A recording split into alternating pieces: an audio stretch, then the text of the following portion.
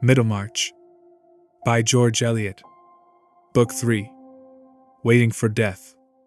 Chapter 23. Fred Vincy, we have seen, had a debt on his mind, and though no such immaterial burthen could depress that buoyant-hearted young gentleman for many hours together, there were circumstances connected with this debt which made the thought of it unusually importunate. The creditor was Mr. Bambridge, a horse dealer of the neighborhood, whose company was much sought in Middlemarch by young men understood to be addicted to pleasure. During the vacations, Fred had naturally required more amusements than he had ready money for, and Mr. Bambridge had been accommodating enough not only to trust him for the hire of horses and the accidental expense of ruining a fine hunter, but also to make a small advance by which he might be able to meet some losses at billiards. The total debt was £160. Bambridge was in no alarm about his money, being sure that young Vincy had backers, but he had required something to show for it, and Fred had at first given a bill with his own signature. 3 months later he had renewed this bill with the signature of Caleb Garth. On both occasions Fred had felt confident that he should meet the bill himself, having ample funds at disposal in his own hopefulness. You will hardly demand that his confidence should have a basis in external facts. Such confidence, we know, is something less coarse and materialistic. It is a comfortable disposition leading us to expect that the wisdom of Providence, or the folly of our friends, the mysteries of luck, or the still greater mystery of our high individual value in the universe, will bring about agreeable issues, such as are consistent with our good taste in costume, and our general preference for the best style of thing. Fred felt sure that he should have a present from his uncle, that he should have a run of luck, that by dint of swapping he should gradually metamorphose a horse worth £40 into a horse that would fetch 100 at any moment, judgment being always equivalent to an unspecified sum in hard cash. And in any case, even supposing negations which only a morbid distrust could imagine, Fred had always, at that time, his father's pocket as a last resource, so that his assets of hopefulness had a sort of gorgeous superfluity about them. Of what might be the capacity of his father's pocket, Fred had only a vague notion. Was not trade elastic? And would not the deficiencies of one year be made up for by the surplus of another? The Vincys lived in an easy, profuse way, not with any new ostentation, but according to the family habits and traditions, so that the children had no standard of economy, and the elder ones retained some of their infantine notion that their father might pay for anything if he would. Mr. Vincy himself had expensive Middlemarch habits, spent money on coursing, on his cellar, and on dinner-giving, while Mama had those running accounts with tradespeople, which give a cheerful sense of getting everything one wants without any question of payment. But it was in the nature of fathers, Fred knew, to bully one about expenses. There was always a little storm over his extravagance if he had to disclose a debt, and Fred disliked bad weather within doors. He was too filial to be disrespectful to his father, and he bore the thunder with the certainty that it was transient. But in the meantime it was disagreeable to see his mother cry, and also to be obliged to look sulky instead of having fun. For Fred was so good-tempered that if he looked glum under scolding, it was chiefly for propriety's sake. The easier course, plainly, was to renew the bill with a friend's signature. Why not? With the superfluous securities of hope at his command, there was no reason why he should not have increased other people's liabilities to any extent, but for the fact that men whose names were good for anything were usually pessimists, indisposed to believe that the universal order of things would necessarily be agreeable to an agreeable young gentleman. With a favor to ask, we review our list of friends, do justice to their more amiable qualities, forgive their little offenses, and concerning each in turn, try to arrive at the conclusion that he will be eager to oblige us, our own eagerness to be obliged being as communicable as other warmth. Still, there is always a certain number who are dismissed as but moderately eager until the others have refused, and it happened that Fred checked off all his friends but one, on the ground that applying to them would be disagreeable, being implicitly convinced that he at least, whatever might be maintained about mankind generally, had a right to be free from anything disagreeable. That he should ever fall into a thoroughly unpleasant position, where trousers shrunk with washing, eat cold mutton, have to walk for want of a horse, or to duck under in any sort of way, was an absurdity irreconcilable with those cheerful intuitions implanted in him by nature. and Fred winced under the idea of being looked down upon as wanting funds for small debts. Thus it came to pass that the friend whom he chose to apply to was at once the poorest and the kindest, namely, Caleb Garth. The Garths were very fond of Fred, as he was of them, for when he and Rosamond were little ones, and the Garths were better off, the slight connection between the two families through Mr. Featherstone's double marriage, the first to Mr. Garth's sister, and the second to Mrs. Vincy's, had led to an acquaintance which was carried on between the children rather than the parents. The children drank tea together out of their toy teacups, and spent whole days together in play. Mary was a little hoyden, and Fred at 6 years old thought her the nicest girl in the world, making her his wife with a brass ring which he had cut from an umbrella. Through all the stages of his education he had kept his affection for the Garths, and his habit of going to their house as a second home, though any intercourse between them and the elders of his family had long ceased. Even when Caleb Garth was prosperous, the Vincys were on condescending terms with him and his wife, for there were nice distinctions of rank in Middlemarch, and the old manufacturers could not any more than dukes be connected with none but equals.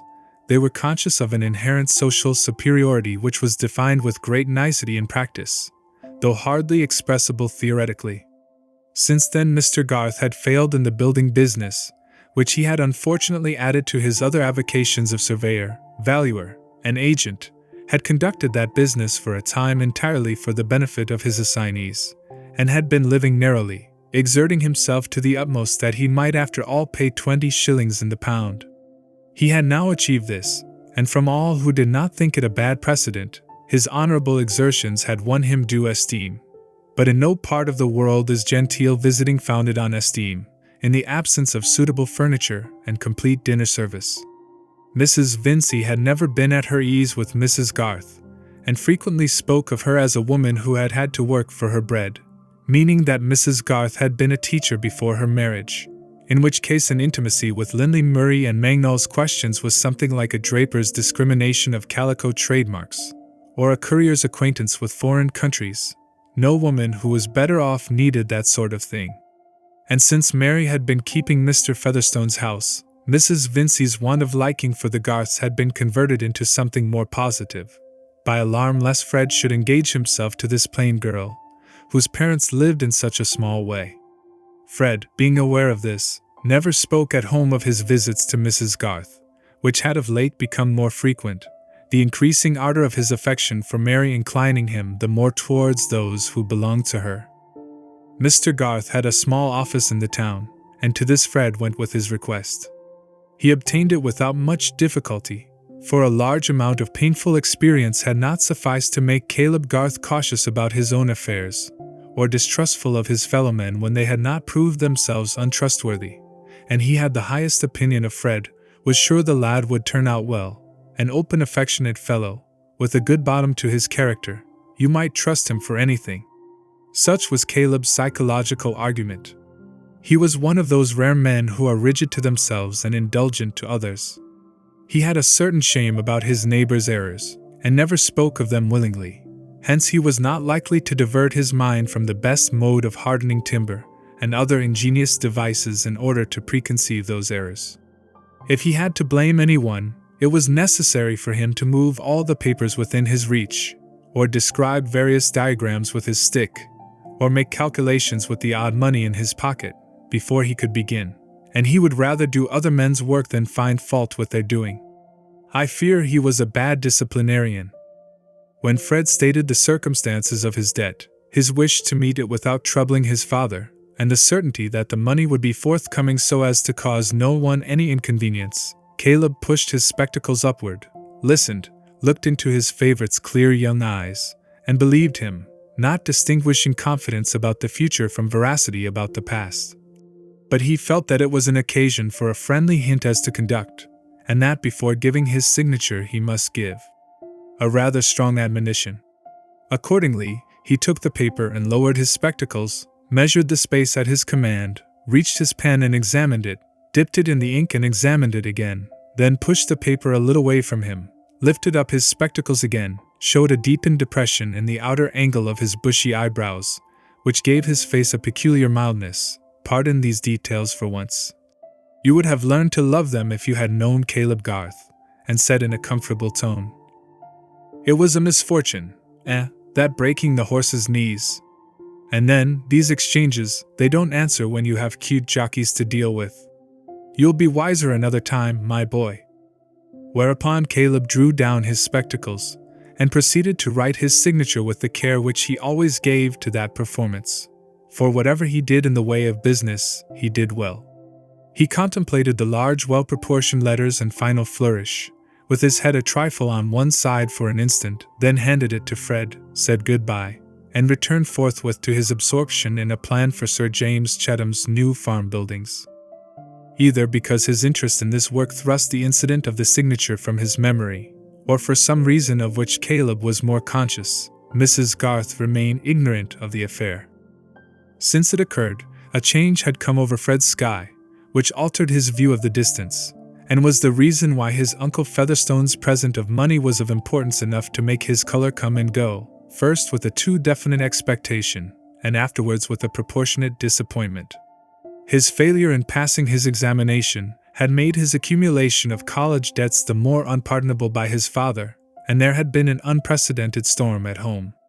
Mr. Vincy had sworn that if he had anything more of that sort to put up with, Fred should turn out and get his living how he could, and he had never yet quite recovered his good-humored tone to his son, who had especially enraged him by saying at this stage of things that he did not want to be a clergyman, and would rather not go on with that.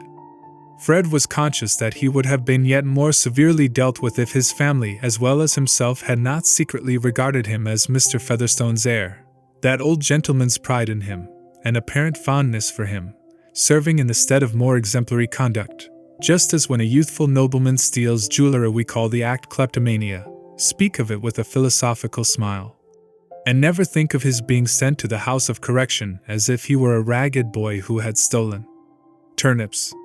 In fact, tacit expectations of what would be done for him by Uncle Featherstone determined the angle at which most people viewed Fred Vincy in Middlemarch, and in his own consciousness, what Uncle Featherstone would do for him in an emergency, or what he would do simply as an incorporated luck, formed always an immeasurable depth of aerial perspective. But that present of banknotes, once made, was measurable, and being applied to the amount of the debt, showed a deficit which had still to be filled up either by Fred's judgment, or by luck in some other shape. For that little episode of the alleged borrowing, in which he had made his father the agent in getting the Bulstrode certificate, was a new reason against going to his father for money towards meeting his actual debt. Fred was keen enough to foresee that anger would confuse distinctions, and that his denial of having borrowed expressly on the strength of his uncle's will would be taken as a falsehood. He had gone to his father and told him one vexatious affair, and he had left another untold. In such cases the complete revelation always produces the impression of a previous duplicity. Now Fred piqued himself on keeping clear of lies, and even fibs. He often shrugged his shoulders and made a significant grimace at what he called Rosamond's fibs. It is only brothers who can associate such ideas with a lovely girl, and rather than incur the accusation of falsehood he would even incur some trouble and self-restraint. It was under strong inward pressure of this kind that Fred had taken the wise step of depositing the £80 with his mother. It was a pity that he had not at once given them to Mr. Garth, but he meant to make the sum complete with another 60, and with a view to this, he had kept £20 in his own pocket as a sort of seed corn, which, planted by judgment, and watered by luck, might yield more than threefold, a very poor rate of multiplication when the field is a young gentleman's infinite soul, with all the numerals at command. Fred was not a gambler. He had not that specific disease in which the suspension of the whole nervous energy on a chance or risk becomes as necessary as the dram to the drunkard. He had only the tendency to that diffusive form of gambling which has no alcoholic intensity, but is carried on with the healthiest cow-fed blood, keeping up a joyous imaginative activity which fashions events according to desire, and having no fears about its own weather, only sees the advantage there must be to others in going aboard with it. Hopefulness has a pleasure in making a throw of any kind, because the prospect of success is certain, and only a more generous pleasure in offering as many as possible a share in the stake. Fred liked play, especially billiards, as he liked hunting or riding a steeplechase, and he only liked it the better because he wanted money and hoped to win. But the £20 worth of seed corn had been planted in vain in the seductive green plot, all of it at least which had not been dispersed by the roadside, and Fred found himself close upon the term of payment with no money at command beyond the £80 which he had deposited with his mother. The broken-winded horse which he rode represented a present which had been made to him a long while ago by his Uncle Featherstone. His father always allowed him to keep a horse, Mr. Vincy's own habits making him regard this as a reasonable demand even for a son who was rather exasperating. This horse, then, was Fred's property, and in his anxiety to meet the imminent bill he determined to sacrifice a possession without which life would certainly be worth little. He made the resolution with a sense of heroism forced on him by the dread of breaking his word to Mr. Garth, by his love for Mary and awe of her opinion. He would start for Hounslow Horse Fair, which was to be held the next morning, and simply sell his horse, bringing back the money by coach.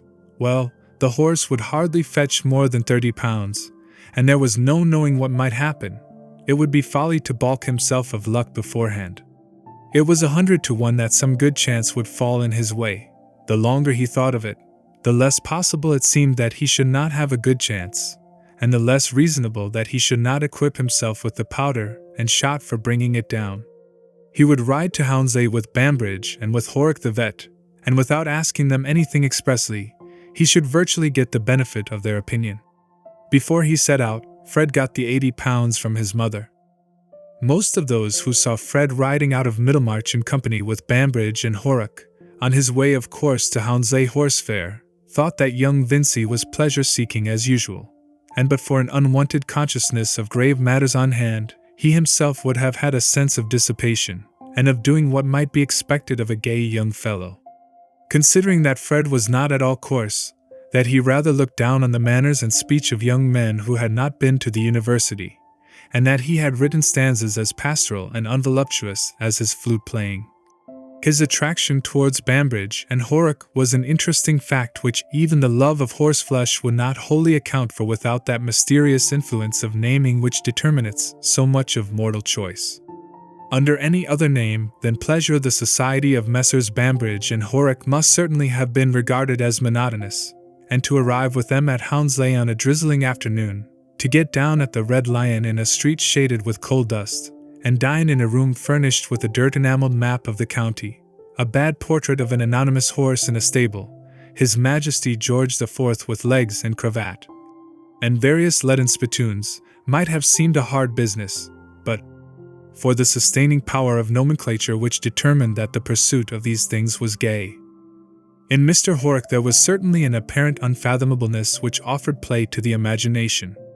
Costume, at a glance, gave him a thrilling association with horses, enough to specify the hat brim which took the slightest upward angle just to escape the suspicion of bending downwards, and nature had given him a face which by dint of Mongolian eyes, and a nose, mouth, and chin seeming to follow his hat brim in a moderate inclination upwards, gave the effect of a subdued, unchangeable, skeptical smile. Of all expressions the most tyrannous over a susceptible mind, and, when accompanied by adequate silence, likely to create the reputation of an invincible understanding, an infinite fund of humor, too dry to flow, and probably in a state of immovable crust, and a critical judgment which, if you could ever be fortunate enough to know it, would be the thing and no other. It is a physiognomy seen in all vocations, but perhaps it has never been more powerful over the youth of England than in a judge of horses. Mr. Horrocks, at a question from Fred about his horse's fetlock, turned sideways in his saddle, and watched the horse's action for the space of 3 minutes, then turned forward, twitched his own bridle, and remained silent with a profile either more nor less skeptical than it had been. The part thus played in dialogue by Mr. Horrocks was terribly effective. A mixture of passions was excited in Fred, a mad desire to thrash Horrocks' opinion into utterance, restrained by anxiety to retain the advantage of his friendship. There was always the chance that Horrocks might say something quite invaluable at the right moment. Mr. Bambridge had more open manners, and appeared to give forth his ideas without economy. He was loud, robust, and was sometimes spoken of as being given to indulgence, chiefly in swearing, drinking, and beating his wife. Some people who had lost by him called him a vicious man, but he regarded horse dealing as the finest of the arts, and might have argued plausibly that it had nothing to do with morality. He was undeniably a prosperous man, bore his drinking better than others bore their moderation, and on the whole, flourished like the green bay tree. But his range of conversation was limited, and like the fine old tune, drops of brandy, gave you after a while a sense of returning upon itself in a way that might make weak heads dizzy. But a slight infusion of Mr. Bambridge was felt to give tone and character to several circles in Middlemarch, and he was a distinguished figure in the bar and billiard room at the Green Dragon. He knew some anecdotes about the heroes of the turf, and various clever tricks of marquises and viscounts which seemed to prove that blood asserted its preeminence even among blacklegs. But the minute retentiveness of his memory was chiefly shown about the horses he had himself bought and sold, the number of miles they would trot you in no time without turning a hair being, after the lapse of years, still a subject of passionate asseveration, in which he would assist the imagination of his hearers by solemnly swearing that they never saw anything like it. In short, Mr. Bambridge was a man of pleasure and a gay companion. Fred was subtle, and did not tell his friends that he was going to Hounslow bent on selling his horse. He wished to get indirectly at their genuine opinion of its value, not being aware that a genuine opinion was the last thing likely to be extracted from such eminent critics. It was not Mr. Bambridge's weakness to be a gratuitous flatterer. He had never before been so much struck with the fact that this unfortunate bay was a roarer to a degree which required the roundest word for perdition to give you any idea of it. You made a bad hand at swapping when you went to anybody but me, Vincy. Why, you never threw your leg across a finer horse than that chestnut, and you gave him for this brute. If you set him cantering, he goes on like 20 sawyers. I never heard but one worse roar in my life, and that was a roan. It belonged to Pegwell, the corn factor. He used to drive him in his gig 7 years ago, and he wanted me to take him, but I said, "Thank you, Peg, I don't deal in wind instruments." That was what I said. It went the round of the country, that joke did. But what the hell? The horse was a penny trumpet to that roar of yours. Why, you said just now his was worse than mine, said Fred, more irritable than usual. I said a lie, then, said Mr. Bambridge, emphatically. There wasn't a penny to choose between them. Fred spurred his horse, and they trotted on a little way. When they slackened again, Mr. Bambridge said, "Not but what the roan was a better trotter than yours."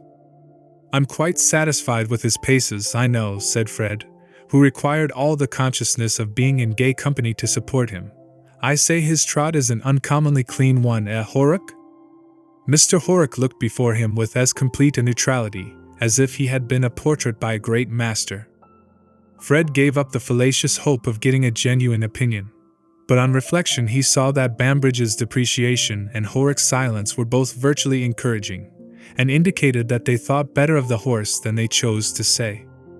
That very evening, indeed, before the fair had set in, Fred thought he saw a favorable opening for disposing advantageously of his horse, but an opening which made him congratulate himself on his foresight in bringing with him his £80. A young farmer, acquainted with Mr. Bambridge, came into the Red Lion, and entered into conversation about parting with a hunter, which he introduced at once as Diamond, implying that it was a public character. For himself he only wanted a useful hack, which would draw upon occasion, being about to marry and to give up hunting. The hunter was in a friend's stable at some little distance. There was still time for gentlemen to see it before dark. The friend's stable had to be reached to a back street where you might as easily have been poisoned without expensive drugs as in any grim street of that unsanitary period. Fred was not fortified against disgust by brandy, as his companions were, but the hope of having at last seen the horse that would enable him to make money was exhilarating enough to lead him over the same ground again the first thing in the morning. He felt sure that if he did not come to a bargain with the farmer, Bambridge would. For the stress of circumstances, Fred felt, was sharpening his acuteness and endowing him with all the constructive power of suspicion. Bambridge had run down Diamond in a way that he never would have done, the horse being a friend's, if he had not thought of buying it. Every one who looked at the animal, even Horrock, was evidently impressed with its merit. To get all the advantage of being with men of this sort, you must know how to draw your inferences, and not be a spoon who takes things literally. The color of the horse was a dappled gray, and Fred happened to know that Lord Medlicote's man was on the lookout for just such a horse. After all his running down, Bambridge let it out in the course of the evening, when the farmer was absent, that he had seen worse horses go for £80. Of course he contradicted himself 20 times over, but when you know what is likely to be true you can test a man's admissions. And Fred could not but reckon his own judgment of a horse as worth something. The farmer had paused over Fred's respectable though broken-winded steed long enough to show that he thought it worth consideration, and it seemed probable that he would take it, with £25 in addition, as the equivalent of diamond. In that case Fred, when he had parted with his new horse for at least £80, would be £55 in pocket by the transaction, and would have £135 towards meeting the bill, so that the deficit temporarily thrown on Mr. Garth would at the utmost be £25. By the time he was hurrying on his clothes in the morning, he saw so clearly the importance of not losing this rare chance, that if Bambridge and Horrocks had both dissuaded him, he would not have been deluded into a direct interpretation of their purpose. He would have been aware that those deep hands held something else than a young fellow's interest. With regard to horses, distrust was your only clue. But skepticism, as we know, can never be thoroughly applied, else life would come to a standstill. Something we must believe in and do, and whatever that something may be called, it is virtually our own judgment, even when it seems like the most slavish reliance on another. Fred believed in the excellence of his bargain, and even before the fair had well set in, had got possession of the dappled grey, at the price of his old horse and £30 in addition, only £5 more than he had expected to give. But he felt a little worried and wearied, perhaps with mental debate, and without waiting for the further gaieties of the horse fair, he set out alone on his 14 miles journey, meaning to take it very quietly and keep his horse fresh. Chapter 24. I am sorry to say that only the third day after the propitious events at Hounslow Fred Vincy had fallen into worse spirits than he had known in his life before. Not that he had been disappointed as to the possible market for his horse, but that before the bargain could be concluded with Lord Medlicote's man, this diamond, in which hope to the amount of £80 had been invested, had without the slightest warning exhibited in the stable a most vicious energy in kicking, had just missed killing the groom, and had ended in laming himself severely by catching his leg in a rope that overhung the stable-board. There was no more redress for this than for the discovery of bad temper after marriage, which of course old companions were aware of before the ceremony. For some reason or other, Fred had none of his usual elasticity under this stroke of ill fortune. He was simply aware that he had only £50, that there was no chance of his getting any more at present, and that the bill for 160 would be presented in 5 days. Even if he had applied to his father on the plea that Mr. Garth should be saved from loss, Fred felt smartingly that his father would angrily refuse to rescue Mr. Garth from the consequence of what he would call encouraging extravagance and deceit. He was so utterly downcast that he could frame no other project than to go straight to Mr. Garth and tell him the sad truth, carrying with him the £50, and getting that sum at least safely out of his own hands. His father, being at the warehouse, did not yet know of the accident. When he did, he would storm about the vicious brute being brought into his stable, and before meeting that lesser annoyance Fred wanted to get away with all his courage to face the greater. He took his father's nag, for he had made up his mind that when he had told Mr. Garth, he would ride to Stone Court and confess all to Mary. In fact, it is probable that but for Mary's existence and Fred's love for her, his conscience would have been much less active both in previously urging the dead on his thought and impelling him not to spare himself after his usual fashion by deferring an unpleasant task, but to act as directly and simply as he could. Even much stronger mortals than Fred Vincy hold half their rectitude in the mind of the being they love best. "The theatre of all my actions is fallen," said an antique personage when his chief friend was dead, and they are fortunate who get a theatre where the audience demands their best. Certainly it would have made a considerable difference to Fred at that time if Mary Garth had had no decided notions as to what was admirable in character. Mr. Garth was not at the office, and Fred rode on to his house, which was a little way outside the town, a homely place with an orchard in front of it, a rambling, old-fashioned, half-timbered building, which before the town had spread had been a farmhouse, but was now surrounded with the private gardens of the townsmen. We get the fonder of our houses if they have a physiognomy of their own, as our friends have. The Garth family, which was rather a large one, for Mary had 4 brothers and 1 sister, were very fond of their old house, from which all the best furniture had long been sold. Fred liked it too, knowing it by heart even to the attic, which smelled deliciously of apples and quinces, and until today he had never come to it without pleasant expectations. But his heart beat uneasily now with the sense that he should probably have to make his confession before Mrs. Garth, of whom he was rather more in awe than of her husband. Not that she was inclined to sarcasm and to impulsive sallies, as Mary was. In her present matronly age at least, Mrs. Garth never committed herself by over-hasty speech, having, as she said, borne the yoke in her youth, and learned self-control. She had that rare sense which discerns what is unalterable, and submits to it without murmuring. Adoring her husband's virtues, she had very early made up her mind to his incapacity of minding his own interests, and had met the consequences cheerfully. She had been magnanimous enough to renounce all pride in teapots or children's frilling, and had never poured any pathetic confidences into the ears of her feminine neighbors concerning Mr. Garth's want of prudence, and the sums he might have had if he had been like other men. Hence these fair neighbors thought her either proud or eccentric, and sometimes spoke of her to their husbands as your fine Mrs. Garth. She was not without her criticism of them in return, being more accurately instructed than most matrons in Middlemarch, and, whereas the blameless woman, apt to be a little severe towards her own sex, which in her opinion was framed to be entirely subordinate. On the other hand, she was disproportionately indulgent towards the failings of men, and was often heard to say that these were natural.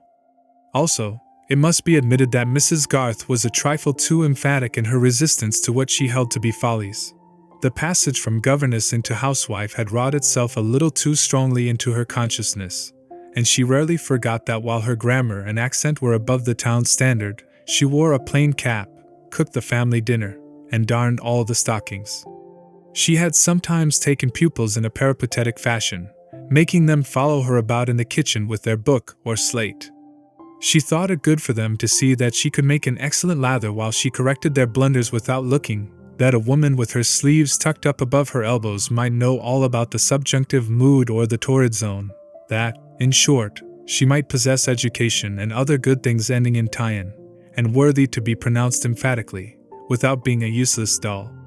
When she made remarks to this edifying effect, she had a firm little frown on her brow, which yet did not hinder her face from looking benevolent, and her words, which came forth like a procession, were uttered in a fervid, agreeable contralto. Certainly, the exemplary Mrs. Garth had her droll aspects, but her character sustained her oddities, as a very fine wine sustains a flavor of skin.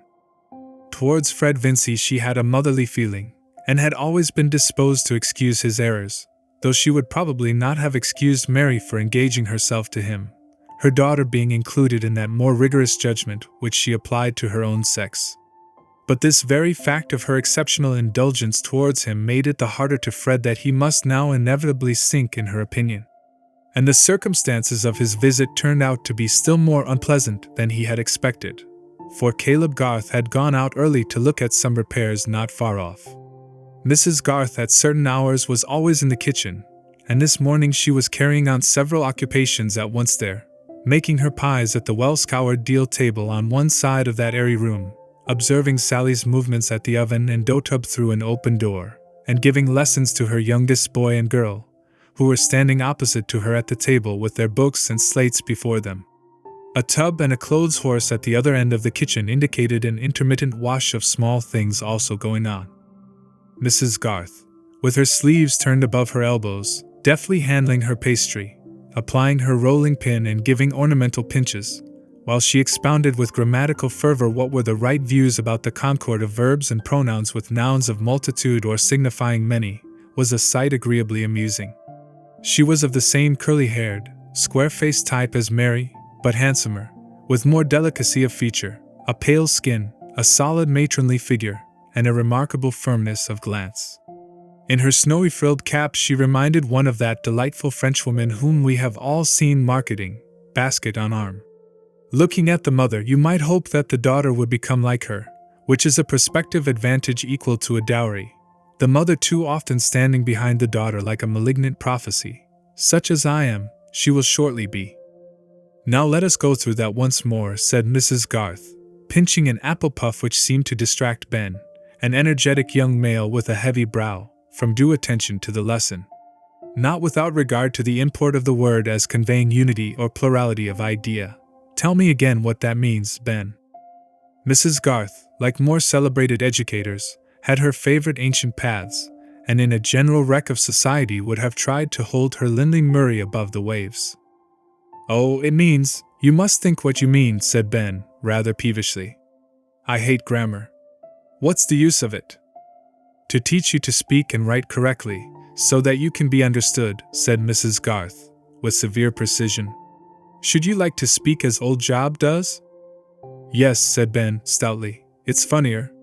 He says, yo goo, that's just as good as you go. But he says, a ship's in the garden, instead of a sheep, said Letty, with an air of superiority. You might think he meant a ship off the sea. No, you mightn't, if you weren't silly, said Ben. How could a ship off the sea come there? These things belong only to pronunciation, which is the least part of grammar, said Mrs. Garth. That apple peel is to be eaten by the pigs, Ben. If you eat it, I must give them your piece of pasty. Job has only to speak about very plain things.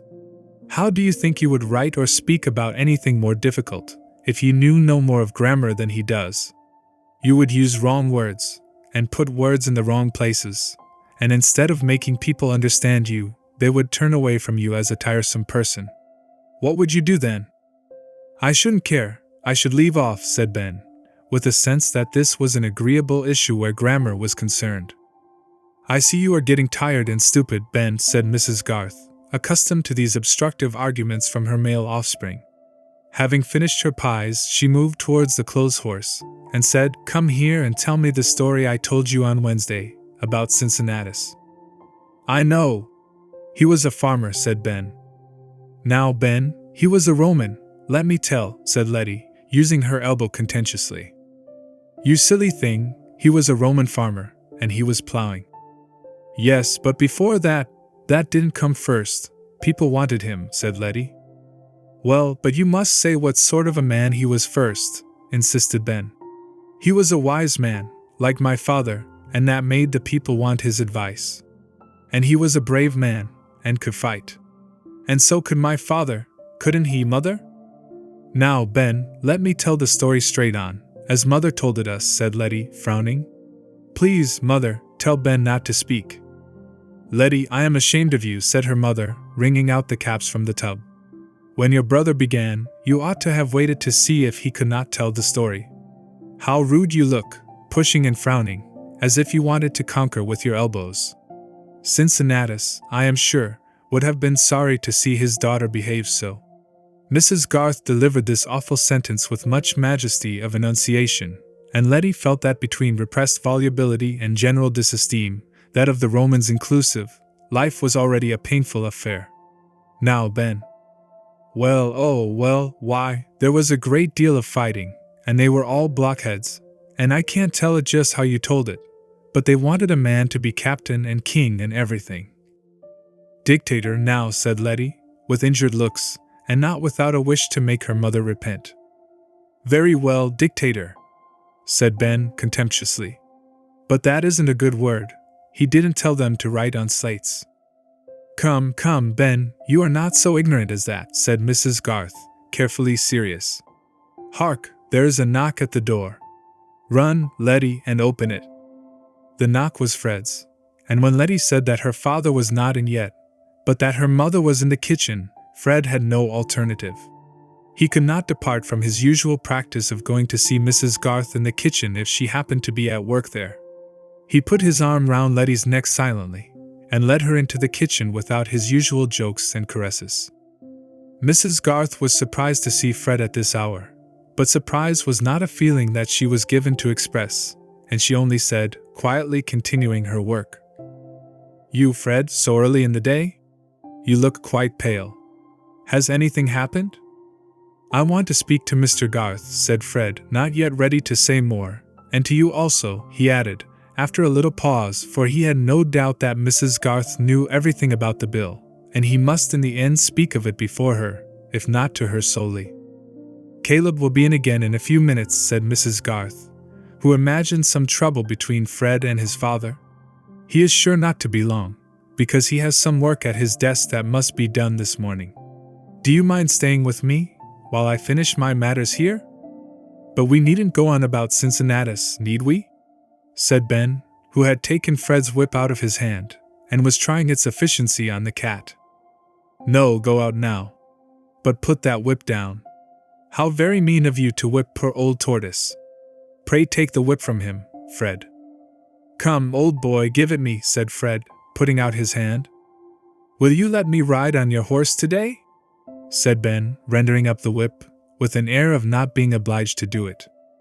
"Not today, another time. I am not riding my own horse." "Shall you see Mary today?" "Yes, I think so," said Fred, with an unpleasant twinge. "Tell her to come home soon, and play at forfeits, and make fun." "Enough, enough, Ben. Run away," said Mrs. Garth, seeing that Fred was teased. "Are Letty and Ben your only pupils now, Mrs. Garth?" said Fred, when the children were gone, and it was needful to say something that would pass the time. He was not yet sure whether he should wait for Mr. Garth, or use any good opportunity in conversation to confess to Mrs. Garth herself, give her the money and ride away. Only one. "Fanny Hackett comes at 11:30. "I am not getting a great income now," said Mrs. Garth, smiling. "I am at a low ebb with pupils. But I have saved my little purse for Alfred's premium. I have £92. He can go to Mr. Hemmer's now. He is just at the right age." This did not lead well towards the news that Mr. Garth was on the brink of losing £92 and more. Fred was silent. "Young gentlemen who go to college are rather more costly than that," Mrs. Garth innocently continued, pulling out the edging on a cap border. "And Caleb thinks that Alfred will turn out a distinguished engineer. He wants to give the boy a good chance. There he is. I hear him coming in. We will go to him in the parlor, shall we?" When they entered the parlor, Caleb had thrown down his hat and was seated at his desk. "What?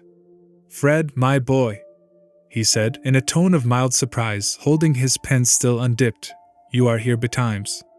But missing the usual expression of cheerful greeting in Fred's face, he immediately added, "Is there anything up at home? Anything the matter?" "Yes, Mr. Garth. I am come to tell something that I am afraid will give you a bad opinion of me. I am come to tell you and Mrs. Garth that I can't keep my word. I can't find the money to meet the bill after all. I have been unfortunate. I have only got these £50 towards the 160. While Fred was speaking, he had taken out the notes and laid them on the desk before Mr. Garth. He had burst forth at once with the plain fact, feeling boyishly miserable and without verbal resources. Mrs. Garth was mutely astonished, and looked at her husband for an explanation. Caleb blushed, and after a little pause said, "Oh, I didn't tell you, Susan, I'd put my name to a bill for Fred. It was for £160. He made sure he could meet it himself." There was an evident change in Mrs. Garth's face, but it was like a change below the surface of water which remains smooth.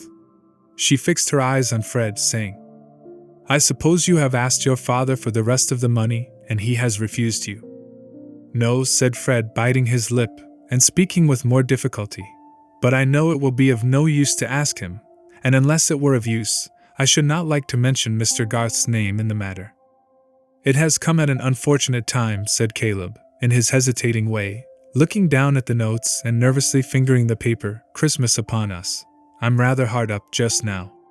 You see, I have to cut out everything like a tailor with short measure. What can we do, Susan? I shall want every farthing we have in the bank. It's £110, the deuce take it. I must give you the £92 that I have put by for Alfred's premium," said Mrs. Garth, gravely and decisively, though a nice ear might have discerned a slight tremor in some of the words. "And I have no doubt that Mary has £20 saved from her salary by this time. She will advance it." Mrs. Garth had not again looked at Fred, and was not in the least calculating what words she should use to cut him the most effectively. Like the eccentric woman she was at present absorbed in considering what was to be done, and did not fancy that the end could be better achieved by bitter remarks or explosions. But she had made Fred feel for the first time something like the tooth of remorse. Curiously enough, his pain in the affair beforehand had consisted almost entirely in the sense that he must seem dishonorable, and sink in the opinion of the Garths. He had not occupied himself with the inconvenience and possible injury that his breach might occasion them, for this exercise of the imagination on other people's needs is not common with hopeful young gentlemen. Indeed, we are most of us brought up in the notion that the highest motive for not doing a wrong is something irrespective of the beings who would suffer the wrong. But at this moment he suddenly saw himself as a pitiful rascal who was robbing two women of their savings. "I shall certainly pay it all, Mrs. Garth," ultimately he stammered out. "Yes, ultimately," said Mrs. Garth, who, having a special dislike to fine words on ugly occasions, could not now repress an epigram. "But boys cannot well be apprenticed ultimately. They should be apprenticed at 15. She had never been so little inclined to make excuses for Fred. "I was the most in the wrong, Susan," said Caleb. "Fred made sure of finding the money. But I'd no business to be fingering bills. I suppose you have looked all round and tried all honest means?" he added, fixing his merciful grey eyes on Fred. Caleb was too delicate to specify Mr. Featherstone. "Yes, I have tried everything, I really have. I should have had £130 ready but for a misfortune with a horse which I was about to sell. My uncle had given me £80, and I paid away 30 with my old horse in order to get another which I was going to sell for 80 or more. I meant to go without a horse, but now it has turned out vicious and lamed itself. I wish I and the horses too had been at the devil, before I had brought this on you. There's no one else I care so much for. You and Mrs. Garth have always been so kind to me. However, it's no use saying that. You will always think me a rascal now." Fred turned round and hurried out of the room, conscious that he was getting rather womanish, and feeling confusedly that his being sorry was not of much use to the Garths. They could see him mount, and quickly pass through the gate. "I am disappointed in Fred Vincy," said Mrs. Garth. "I would not have believed beforehand that he would have drawn you into his debts. I knew he was extravagant, but I did not think that he would be so mean as to hang his risks on his oldest friend, who could the least afford to lose." "I was a fool, Susan." "That you were," said the wife, nodding and smiling. "But I should not have gone to publish it in the marketplace. Why should you keep such things from me? It is just so with your buttons, you let them burst off without telling me, and go out with your wristband hanging. If I had only known, I might have been ready with some better plan." "You are sadly cut up, I know, Susan," said Caleb, looking feelingly at her. "I can't abide your losing the money you've scraped together for Alfred. It is very well that I had scraped it together, and it is you who will have to suffer, for you must teach the boy yourself. You must give up your bad habits. Some men take to drinking, and you have taken to working without pay. You must indulge yourself a little less in that. And you must ride over to Mary, and ask the child what money she has." Caleb had pushed his chair back, and was leaning forward, shaking his head slowly, and fitting his fingertips together with much nicety. "Poor Mary," he said. "Susan," he went on in a lower tone, "I'm afraid she may be fond of Fred." "Oh no! She always laughs at him, and he is not likely to think of her in any other than a brotherly way." Caleb made no rejoinder, but presently lowered his spectacles, drew up his chair to the desk, and said, "Deuce take the bill. I wish it was at Hanover.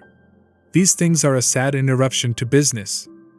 The first part of this speech comprised his whole store of maledictory expression, and was uttered with a slight snarl easy to imagine. But it would be difficult to convey to those who never heard him utter the word business, the peculiar tone of fervid veneration, of religious regard, in which he wrapped it, as a consecrated symbol is wrapped in its gold-fringed linen. Caleb Garth often shook his head in meditation on the value, the indispensable might of that myriad-headed, myriad-handed labor by which the social body is fed, clothed, and housed. It had laid hold of his imagination in boyhood. The echoes of the great hammer where roof or keel were making, the signal shouts of the workmen, the roar of the furnace, the thunder and plash of the engine, were a sublime music to him. The felling and lading of timber, and the huge trunk vibrating star-like in the distance along the highway, the crane at work on the wharf, the piled-up produce in warehouses. The precision and variety of muscular effort wherever exact work had to be turned out, all these sights of his youth had acted on him. As poetry without the aid of the poets, had made a philosophy for him without the aid of philosophers, a religion without the aid of theology. His early ambition had been to have as effective a share as possible in this sublime labor, which was peculiarly dignified by him with the name of business, and though he had only been a short time under a surveyor, and had been chiefly his own teacher, he knew more of land, building, and mining than most of the special men in the county. His classification of human employments was rather crude, and, like the categories of more celebrated men, would not be acceptable in these advanced times. He divided them into business, politics, preaching, learning, and amusement. He had nothing to say against the last four, but he regarded them as a reverential pagan regarded other gods than his own. In the same way, he thought very well of all ranks, but he would not himself have liked to be of any rank in which he had not such close contact with business as to get often honorably decorated with marks of dust and mortar, the damp of the engine, or the sweet soil of the woods and fields. Though he had never regarded himself as other than an orthodox Christian, and would argue on prevenient grace if the subject were proposed to him, I think his virtual divinities were good practical schemes, accurate work, and the faithful completion of undertakings. His prince of darkness was a slack workman. But there was no spirit of denial in Caleb, and the world seemed so wondrous to him that he was ready to accept any number of systems, like any number of firmaments, if they did not obviously interfere with the best land drainage, solid building, correct measuring, and judicious boring for coal. In fact, he had a reverential soul with a strong practical intelligence. But he could not manage finance. He knew values well, but he had no keenness of imagination for monetary results in the shape of profit and loss, and having ascertained this to his cost, he determined to give up all forms of his beloved business which required that talent. He gave himself up entirely to the many kinds of work which he could do without handling capital, and was one of those precious men within his own district whom everybody would choose to work for them, because he did his work well, charged very little, and often declined to charge at all. It is no wonder, then, that the Garths were poor, and lived in a small way. However, they did not mind it. Chapter 25. Fred Vincy wanted to arrive at Stone Court when Mary could not expect him, and when his uncle was not downstairs. In that case she might be sitting alone in the wainscoted parlor. He left his horse in the yard to avoid making a noise on the gravel in front, and entered the parlor without other notice than the noise of the door handle. Mary was in her usual corner, laughing over Mrs. Piozzi's recollections of Johnson, and looked up with the fun still in her face. It gradually faded as she saw Fred approach her without speaking, and stand before her with his elbow on the mantelpiece, looking ill. She too was silent, only raising her eyes to him inquiringly. "Mary," he began, "I am a good-for-nothing blackguard." "I should think one of those epithets would do at a time," said Mary, trying to smile, but feeling alarmed. "I know you will never think well of me any more. You will think me a liar. You will think me dishonest. You will think I didn't care for you, or your father and mother. You always do make the worst of me, I know. I cannot deny that I shall think all that of you, Fred, if you give me good reasons. But please to tell me at once what you have done. I would rather know the painful truth than imagine it. I owed money, £160. I asked your father to put his name to a bill. I thought it would not signify to him. I made sure of paying the money myself, and I have tried as hard as I could. And now, I have been so unlucky. A horse has turned out badly. I can only pay £50. And I can't ask my father for the money. He would not give me a farthing. And my uncle gave me 100 a little while ago. So what can I do? And now your father has no ready money to spare, and your mother will have to pay away her £92 that she has saved, and she says your savings must go too. You see what a...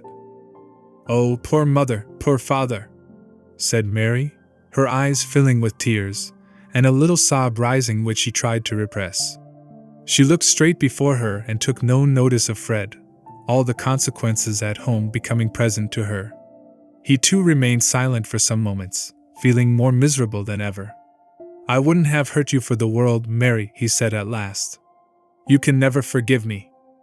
"What does it matter whether I forgive you?" said Mary, passionately. "Would that make it any better for my mother to lose the money she has been earning by lessons for 4 years, that she might send Alfred to Mr. Hammer's? Should you think all that pleasant enough if I forgave you? Say what you like, Mary. I deserve it all." "I don't want to say anything," said Mary, more quietly, "and my anger is of no use." She dried her eyes, threw aside her book, rose and fetched her sewing. Fred followed her with his eyes, hoping that they would meet hers, and in that way find access for his imploring penitence. But no! Mary could easily avoid looking upward. "I do care about your mother's money going," he said, when she was seated again and sewing quickly. "I wanted to ask you, Mary, don't you think that Mr. Featherstone, if you were to tell him, about apprenticing Alfred, would advance the money? My family is not fond of begging, Fred. We would rather work for our money. Besides, you say that Mr. Featherstone has lately given you £100. He rarely makes presents. He has never made presents to us. I am sure my father will not ask him for anything, and even if I chose to beg of him, it would be of no use. I am so miserable, Mary. If you knew how miserable I am, you would be sorry for me. There are other things to be more sorry for than that. But selfish people always think their own discomfort of more importance than anything else in the world. I see enough of that every day. It is hardly fair to call me selfish.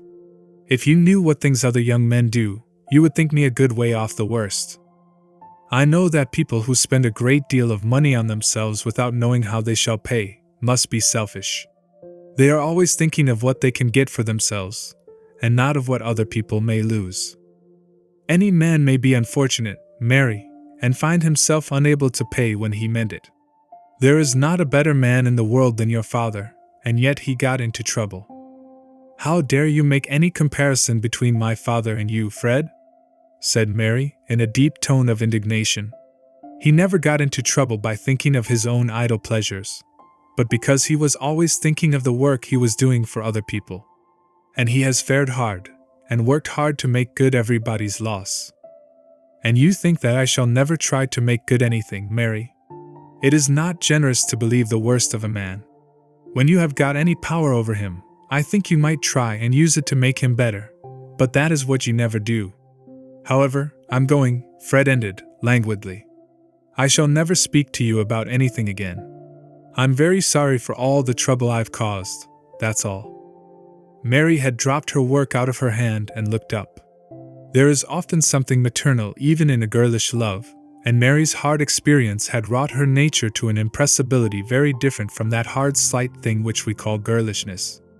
At Fred's last words she felt an instantaneous pang, something like what a mother feels at the imagined sobs or cries of her naughty truant child, which may lose itself and get harm.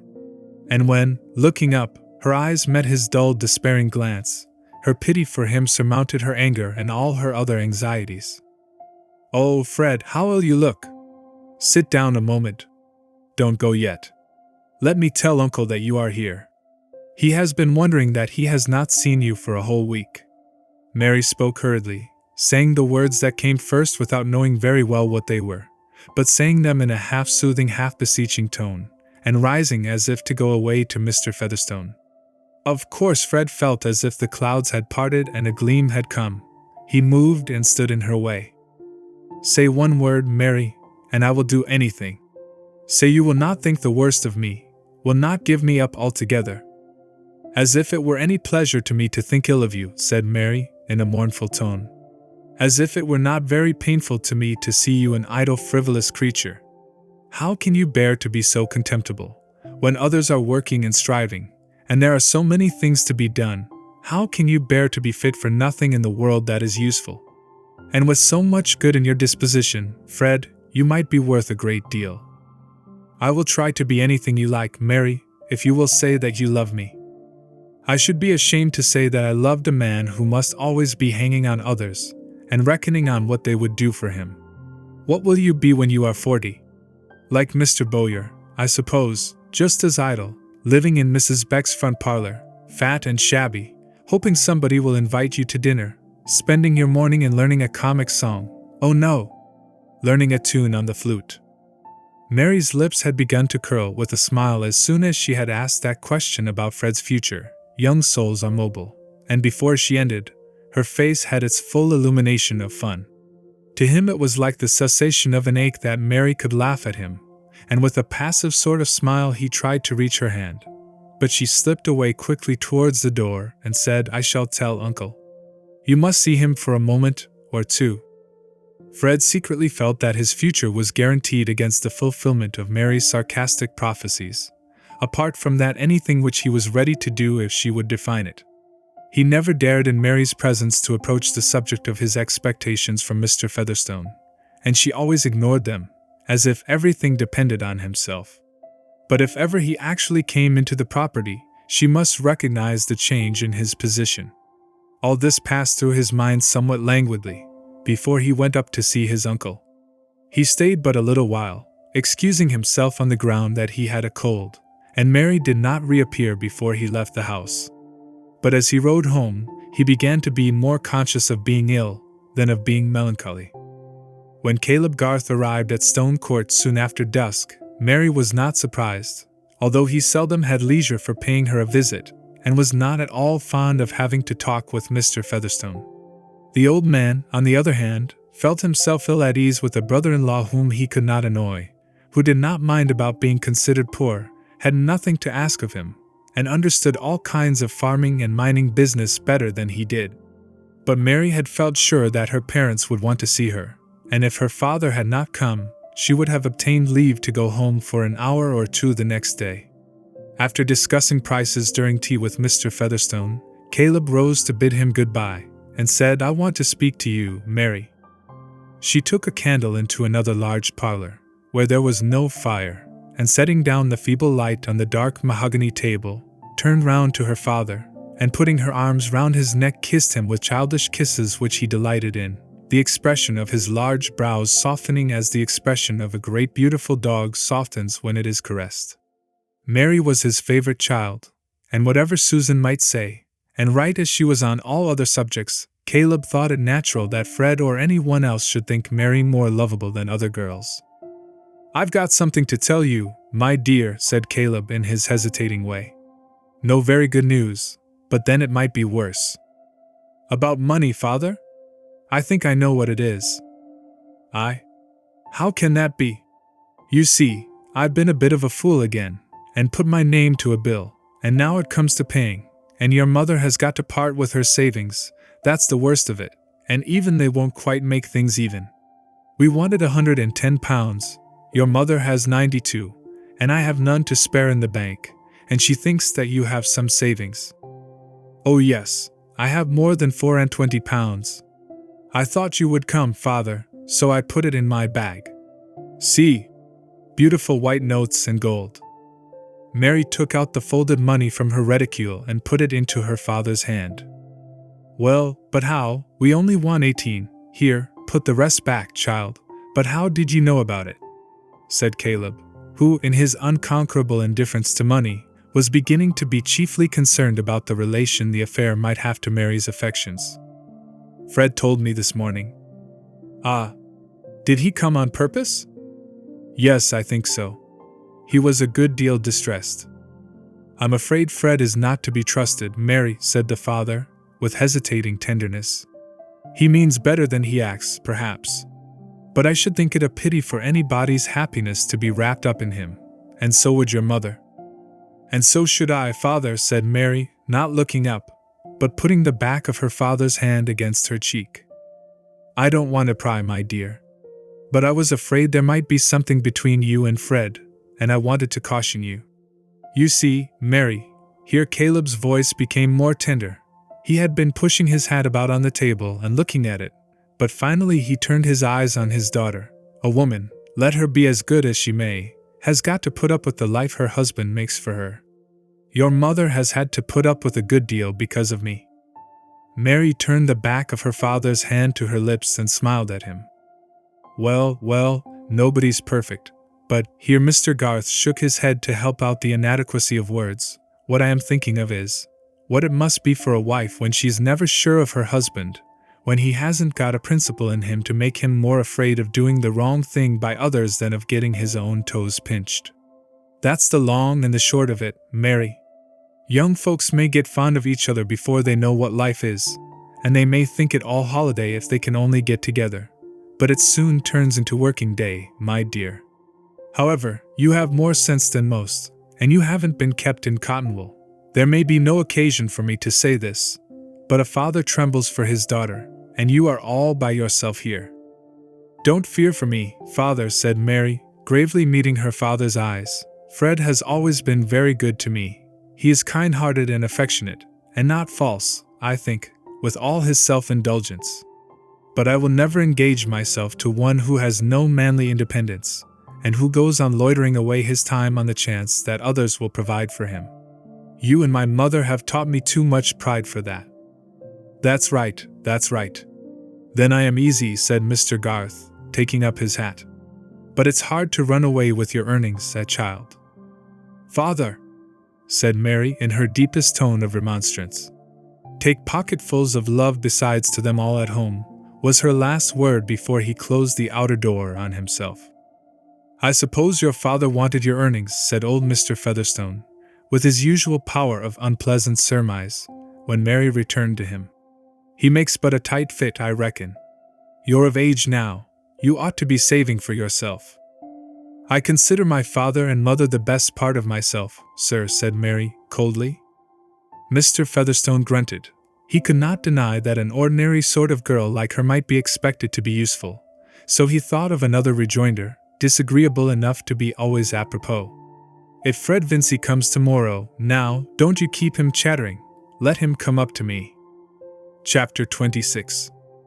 But Fred did not go to Stone Court the next day, for reasons that were quite peremptory. From those visits to unsanitary Hounslow streets in search of Diamond, he had brought back not only a bad bargain in horseflesh, but the further misfortune of some ailment which for a day or two had deemed mere depression and headache, but which got so much worse when he returned from his visit to Stone Court that, going into the dining room, he threw himself on the sofa, and in answer to his mother's anxious question, said, "I feel very ill.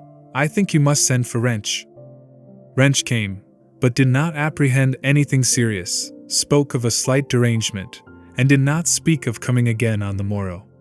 He had a due value for the Vincy's house, but the wariest men are apt to be dulled by routine, and on worried mornings will sometimes go through their business with the zest of the daily bell-ringer. Mr. Wrench was a small, neat, bilious man, with a well-dressed wig. He had a laborious practice, an irascible temper, a lymphatic wife and 7 children, and he was already rather late before setting out on a 4-mile drive to meet Dr. Minchin on the other side of Tipton, the decease of Hicks, a rural practitioner, having increased Middlemarch practice in that direction. Great statesmen there, and why not small medical men?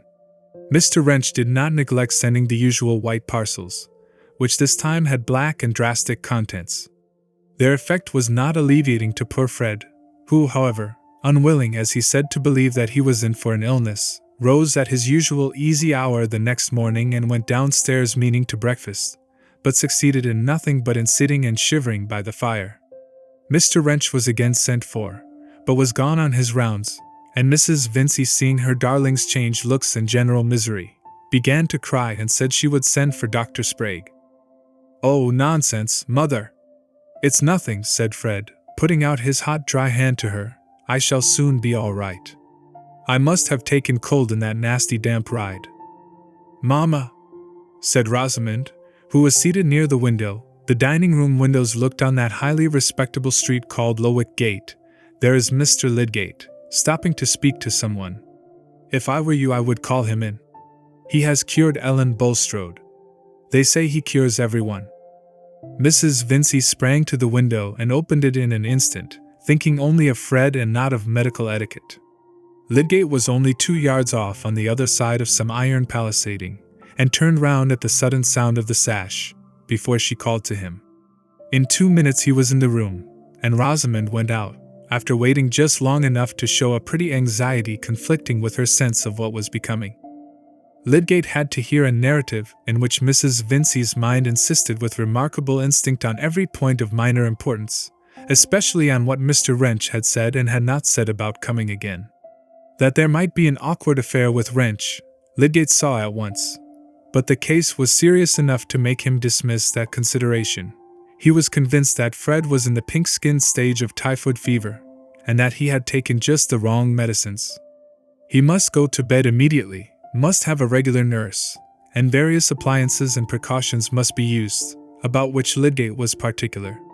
Poor Mrs. Vincy's terror at these indications of danger found vent in such words as came most easily. She thought it very ill usage on the part of Mr. Wrench, who had attended their house so many years in preference to Mr. Peacock, though Mr. Peacock was equally a friend. Why Mr. Wrench should neglect her children more than others, she could not for the life of her understand. He had not neglected Mrs. Larcher's when they had the measles, nor indeed would Mrs. Vincy have wished that he should. And if anything should happen— Here poor Mrs. Vincy's spirit quite broke down, and her Niobe throat and good-humored face were sadly convulsed. This was in the hall out of Fred's hearing, but Rosamond had opened the drawing-room door, and now came forward anxiously. Lydgate apologized for Mr. Wrench, said that the symptoms yesterday might have been disguising, and that this form of fever was very equivocal in its beginnings. He would go immediately to the druggist's and have a prescription made up in order to lose no time. But he would write to Mr. Wrench and tell him what had been done. "But you must come again. You must go on attending Fred. I can't have my boy left to anybody who may come or not. I bear nobody ill will, thank God, and Mr. Wrench saved me in the pleurisy, but he'd better have let me die, if— I will meet Mr. Wrench here then, shall I?" said Lydgate, really believing that Wrench was not well prepared to deal wisely with a case of this kind.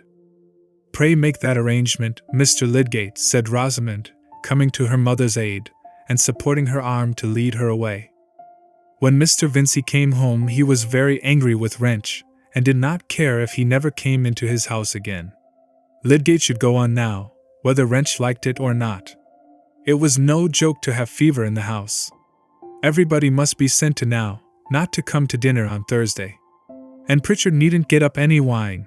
Brandy was the best thing against infection. "I shall drink brandy," added Mr. Vincy emphatically, as much as to say, this was not an occasion for firing with blank cartridges. "He's an uncommonly unfortunate lad, is Fred. He'd need have some luck by and by to make up for all this, else I don't know who'd have an eldest son." "Don't say so, Vincy," said the mother, with a quivering lip, "if you don't want him to be taken from me." "It will worret you to death, Lucy, that I can see," said Mr. Vincy more mildly. "However, Wrench shall know what I think of the matter." What Mr. Vincy thought confusedly was, that the fever might somehow have been hindered if Wrench had shown the proper solicitude about the mayor's, family. On the last man to give in to the cry about new doctors, or new parsons either, whether they're Bulstrode's men or not. "But Wrench shall know what I think, take it as he will." Wrench did not take it at all well. Lydgate was as polite as he could be in his offhand way, but politeness in a man who has placed you at a disadvantage is only an additional exasperation, especially if he happens to have been an object of dislike beforehand. Country practitioners used to be an irritable species, susceptible on the point of honor, and Mr. Wrench was one of the most irritable among them. He did not refuse to meet Lydgate in the evening, but his temper was somewhat tried on the occasion.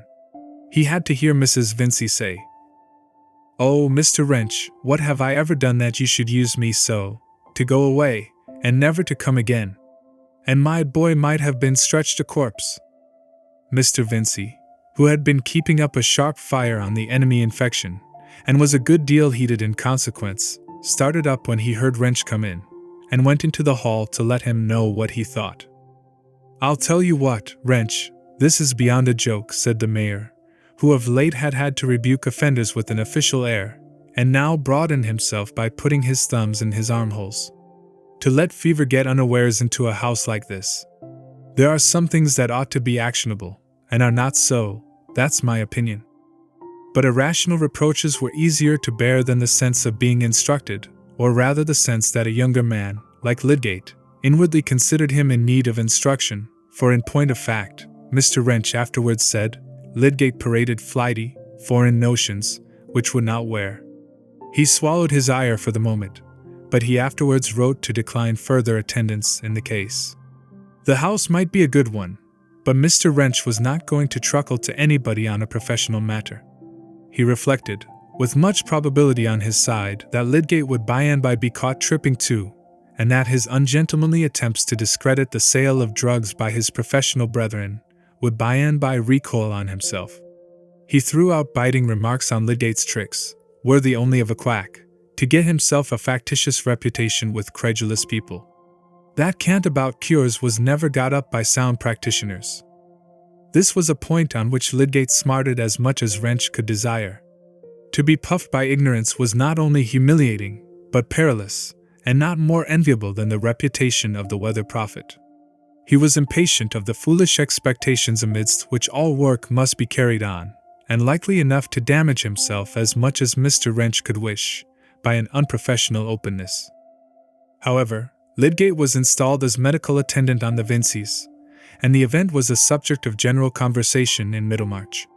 Some said that the Vincys had behaved scandalously, that Mr. Vincy had threatened Wrench, and that Mrs. Vincy had accused him of poisoning her son. Others were of opinion that Mr. Lydgate's passing by was providential, that he was wonderfully clever in fevers, and that Bulstrode was in the right to bring him forward. Many people believed that Lydgate's coming to the town at all was really due to Bulstrode, and Mrs. Taft, who was always counting stitches and gathered her information in misleading fragments caught between the rows of her knitting, had got it into her head that Mr. Lydgate was a natural son of Bulstrode's, a fact which seemed to justify her suspicions of evangelical laymen. She one day communicated this piece of knowledge to Mrs. Fairbrother, who did not fail to tell her son of it, observing, "I should not be surprised at anything in Bulstrode, but I should be sorry to think it of Mr. Lydgate." "Why, mother," said Mr. Fairbrother, after an explosive laugh, "you know very well that Lydgate is of a good family in the north. He never heard of Bulstrode before he came here." "That is satisfactory so far as Mr. Lydgate is concerned, Camden," said the old lady, with an air of precision. "But as to Bulstrode, the report may be true of some other son." Chapter 27. An eminent philosopher among my friends, who can dignify even your ugly furniture by lifting it into the serene light of science, has shown me this pregnant little fact. Your pier glass or extensive surface of polished steel made to be rubbed by a housemaid will be minutely and multitudinously scratched in all directions, but place now against it a lighted candle as a center of illumination, and lo! The scratches will seem to arrange themselves in a fine series of concentric circles round that little sun.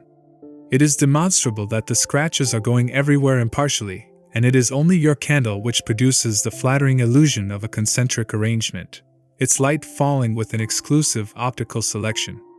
These things are a parable.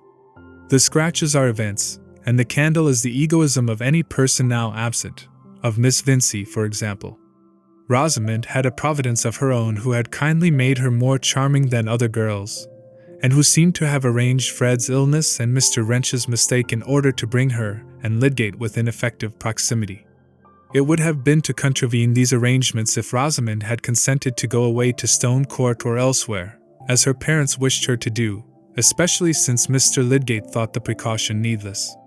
Therefore, while Miss Morgan and the children were sent away to a farmhouse the morning after Fred's illness had declared itself, Rosamond refused to leave Papa and Mamma. Poor Mamma indeed was an object to touch any creature born of woman, and Mr. Vincy, who doted on his wife, was more alarmed on her account than on Fred's. But for his insistence she would have taken no rest. Her brightness was all bedimmed. Unconscious of her costume which had always been so fresh and gay, she was like a sick bird with languid eye and plumage ruffled, her senses dulled to the sights and sounds that used most to interest her. Fred's delirium, in which he seemed to be wandering out of her reach, tore her heart. After her first outburst against Mr. Wrench she went about very quietly. Her one low cry was to Lydgate. She would follow him out of the room and put her hand on his arm, moaning out, "Save my boy." Once she pleaded, "He has always been good to me, Mr. Lydgate. He never had a hard word for his mother," as if poor Fred's suffering were an accusation against him. All the deepest fibers of the mother's memory were stirred, and the young man whose voice took a gentler tone when he spoke to her was one with the babe whom she had loved, with a love new to her, before he was born. "I have good hope, Mrs. Vincy," Lydgate would say. "Come down with me and let us talk about the food." In that way he led her to the parlor where Rosamond was, and made a change for her, surprising her into taking some tea or broth which had been prepared for her. There was a constant understanding between him and Rosamond on these matters. He almost always saw her before going to the sick room, and she appealed to him as to what she could do for Mamma. Her presence of mind and adroitness in carrying out his hints were admirable, and it is not wonderful that the idea of seeing Rosamond began to mingle itself with his interest in the case. Especially when the critical stage was passed, and he began to feel confident of Fred's recovery. In the more doubtful time, he had advised calling in Dr. Sprague, who, if he could, would rather have remained neutral on Wrench's account. But after 2 consultations, the conduct of the case was left to Lydgate, and there was every reason to make him assiduous. Morning and evening he was at Mr. Vincy's, and gradually the visits became cheerful as Fred became simply feeble, and lay not only in need of the utmost petting but conscious of it, so that Mrs. Vincy felt as if, after all, the illness had made a festival for her tenderness. Both father and mother held it an added reason for good spirits, when old Mr. Featherstone sent messages by Lydgate, saying that Fred must make haste and get well, as he, Peter Featherstone, could not do without him, and missed his visits sadly. The old man himself was getting bedridden.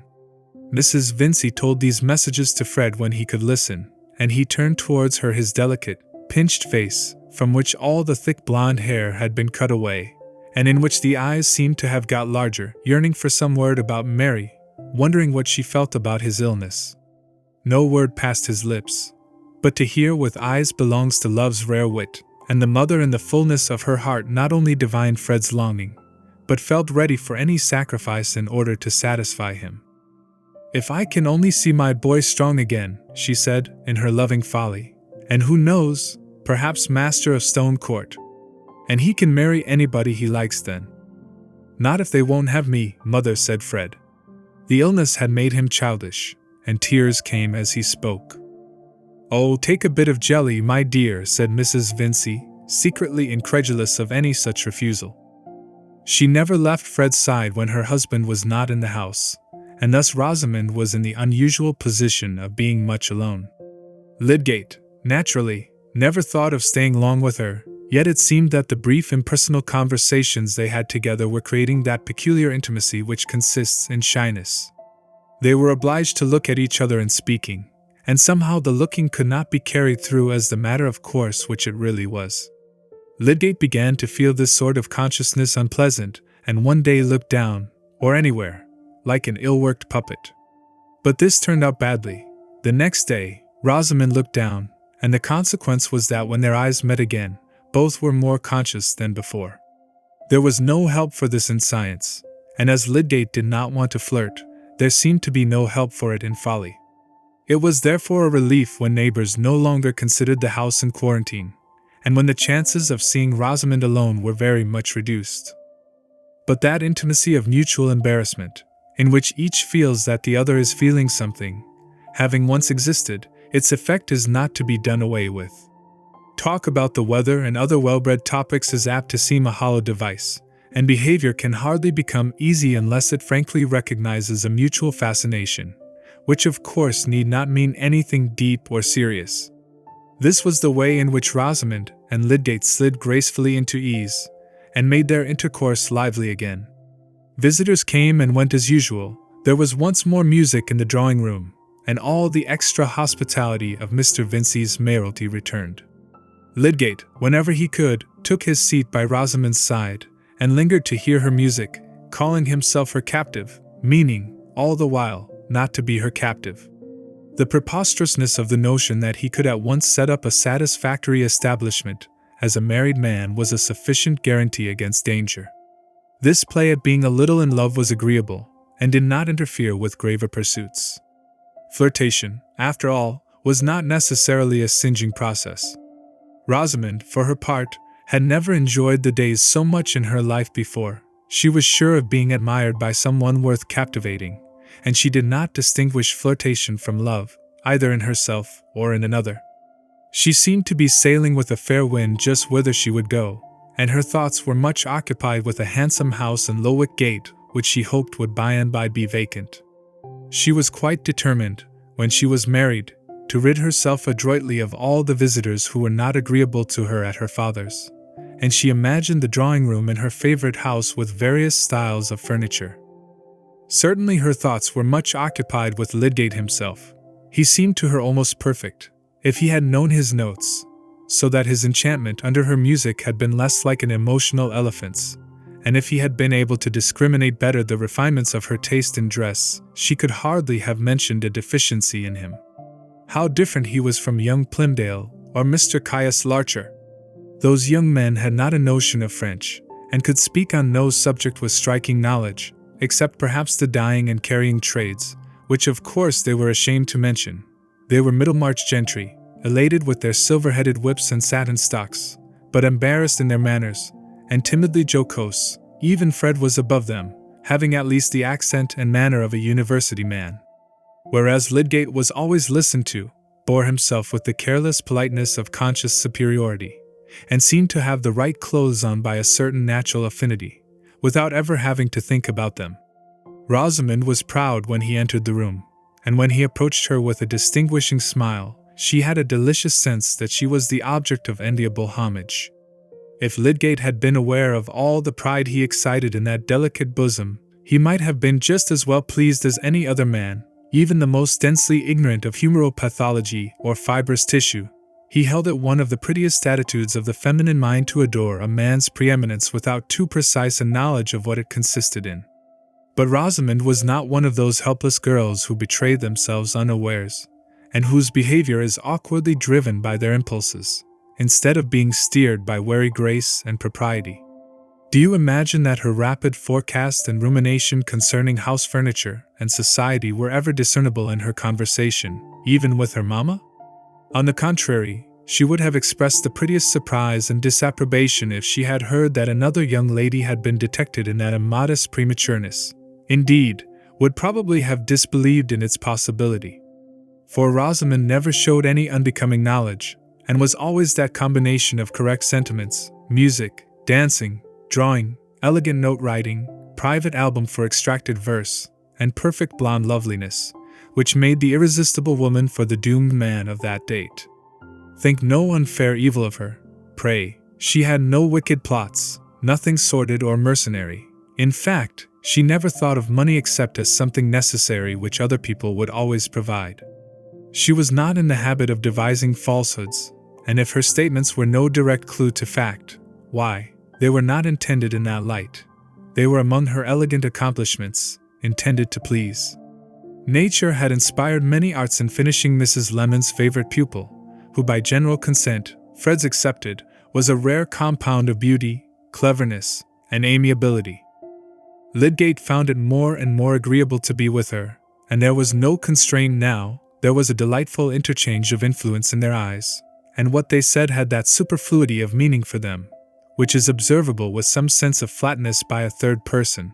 Still they had no interviews or asides from which a third person need have been excluded. In fact, they flirted, and Lydgate was secure in the belief that they did nothing else. If a man could not love and be wise, surely he could flirt and be wise at the same time? Really, the men in Middlemarch, except Mr. Fairbrother, were great bores, and Lydgate did not care about commercial politics or cards. What was he to do for relaxation?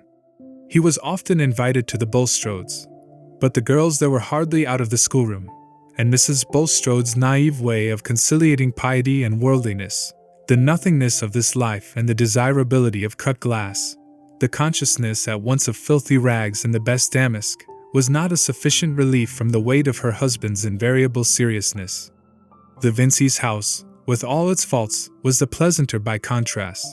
Besides, it nourished Rosamond, sweet to look at as a half-opened blush rose, and adorned with accomplishments for the refined amusement of man. But he made some enemies, other than medical, by his success with Miss Vincy. One evening he came into the drawing-room rather late, when several other visitors were there. The card table had drawn off the elders, and Mr. Ned Plymdale, one of the good matches in Middlemarch, though not one of its leading minds, was in tête-à-tête with Rosamond.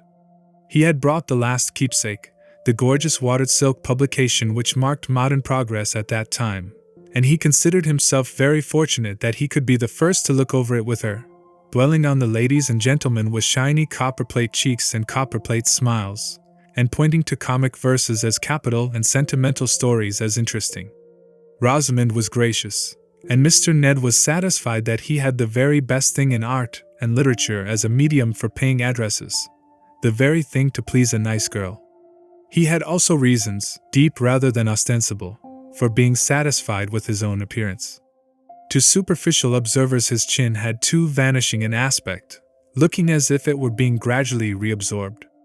And it did indeed cause him some difficulty about the fit of his satin stocks, for which chins were at that time useful. "I think the Honourable Mrs. S. is something like you," said Mr. Ned. He kept the book open at the bewitching portrait, and looked at it rather languishingly.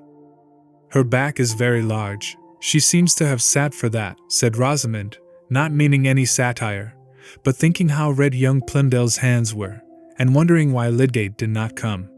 She went on with her tatting all the while. "I did not say she was as beautiful as you are," said Mr. Ned, venturing to look from the portrait to its rival. "I suspect you of being an adroit flatterer," said Rosamond, feeling sure that she should have to reject this young gentleman a second time. But now Lydgate came in. The book was closed before he reached Rosamond's corner, and as he took his seat with easy confidence on the other side of her, young Plymdale's jaw fell like a barometer towards the cheerless side of change. Rosamond enjoyed not only Lydgate's presence but its effect. She liked to excite jealousy. "What a late comer you are," she said, as they shook hands. "Mamma had given you up a little while ago. How do you find Fred?" "As usual, going on well, but slowly. I want him to go away, to Stone Court, for example. But your mamma seems to have some objection." "Poor fellow," said Rosamond prettily. "You will see Fred so changed," she added, turning to the other suitor. "We have looked to Mr. Lydgate as our guardian angel during this illness." Mr. Ned smiled nervously, while Lydgate, drawing the keepsake towards him and opening it, gave a short, scornful laugh and tossed up his chin, as if in wonderment at human folly. "What are you laughing at so profanely?" said Rosamond, with bland neutrality. "I wonder which would turn out to be the silliest, the engravings or the writing here," said Lydgate, in his most convinced tone, while he turned over the pages quickly, seeming to see all through the book in no time, and showing his large white hands to much advantage, as Rosamond thought. "Do look at this bridegroom coming out of church. Did you ever see such a sugared invention, as the Elizabethans used to say? Did any haberdasher ever look so smirking? Yet I will answer for it the story makes him one of the first gentlemen in the land." "You are so severe, I am frightened at you," said Rosamond, keeping her amusement duly moderate. Poor young Plymdale had lingered with admiration over this very engraving, and his spirit was stirred. "There are a great many celebrated people writing in the keepsake, at all events," he said, in a tone at once piqued and timid. "This is the first time I have heard it called silly." "I think I shall turn round on you and accuse you of being a Goth," said Rosamond, looking at Lydgate with a smile. "I suspect you know nothing about Lady Blessington and L.E.L." Rosamond herself was not without relish for these writers, but she did not readily commit herself by admiration, and was alive to the slightest hint that anything was not, according to Lydgate, in the very highest taste. "But Sir Walter Scott, I suppose Mr. Lydgate knows him," said young Plymdale, a little cheered by this advantage. "Oh, I read no literature now," said Lydgate, shutting the book, and pushing it away. "I read so much when I was a lad, that I suppose it will last me all my life. I used to know Scott's poems by heart." "I should like to know when you left off," said Rosamond, "because then I might be sure that I knew something which you did not know." "Mr. Lydgate would say that was not worth knowing," said Mr. Ned, purposely caustic.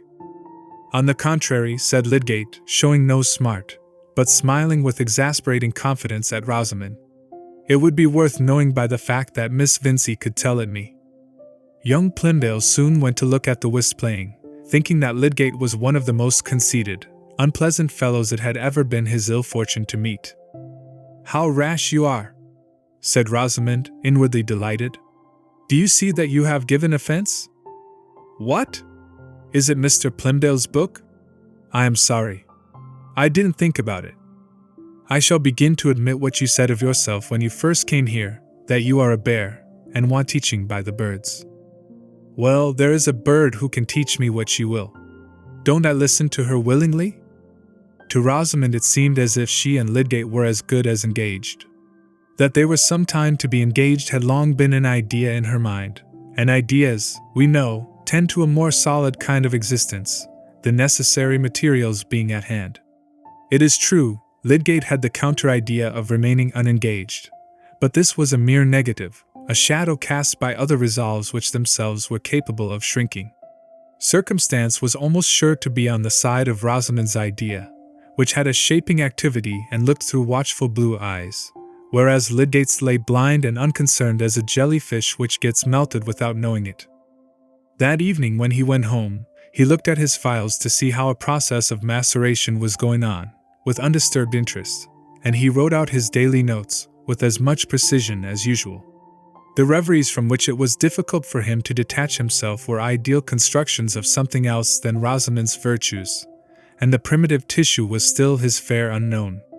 Moreover, he was beginning to feel some zest for the growing though half-suppressed feud between him and the other medical men, which was likely to become more manifest, now that Bulstrode's method of managing the new hospital was about to be declared, and there were various inspiriting signs that his non-acceptance by some of Peacock's patients might be counterbalanced by the impression he had produced in other quarters. Only a few days later, when he had happened to overtake Rosamond on the Lowick road and had got down from his horse to walk by her side until he had quite protected her from a passing drove, he had been stopped by a servant on horseback with a message calling him into a house of some importance where Peacock had never attended, and it was the second instance of this kind.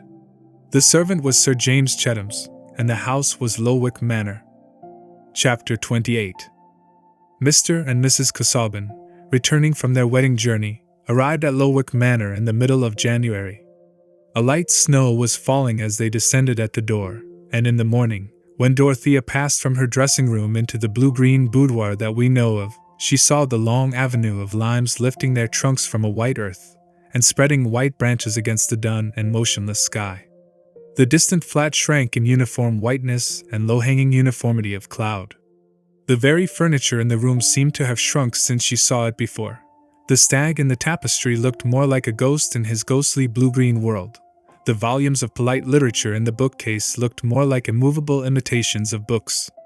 The bright fire of dry oak boughs burning on the logs seemed an incongruous renewal of life and glow, like the figure of Dorothea herself as she entered carrying the red leather cases containing the cameos for Celia. She was glowing from her morning toilet as only healthful youth can glow. There was gem-like brightness on her coiled hair and in her hazel eyes. There was warm red life in her lips. Her throat had a breathing whiteness above the differing white of the fur which itself seemed to wind about her neck and cling down her blue-gray pelisse with a tenderness gathered from her own. A sentient commingled innocence which kept its loveliness against the crystalline purity of the outdoor snow. As she laid the cameo cases on the table in the bow window, she unconsciously kept her hands on them, immediately absorbed in looking out on the still, white enclosure which made her visible world. Mr. Casaubon, who had risen early complaining of palpitation, was in the library giving audience to his curate Mr. Tucker. By and by Celia would come in her quality of bridesmaid as well as sister, and through the next weeks there would be wedding visits received and given, all in continuance of that transitional life understood to correspond with the excitement of bridal felicity, and keeping up the sense of busy ineffectiveness, as of a dream which the dreamer begins to suspect. The duties of her married life, contemplated as so great beforehand, seemed to be shrinking with the furniture and the white vapor-walled landscape. The clear heights where she expected to walk in full communion had become difficult to see even in her imagination. The delicious repose of the soul on a complete superior had been shaken into uneasy effort and alarmed with dim presentiment. When would the days begin of that active wifely devotion which was to strengthen her husband's life and exalt her own?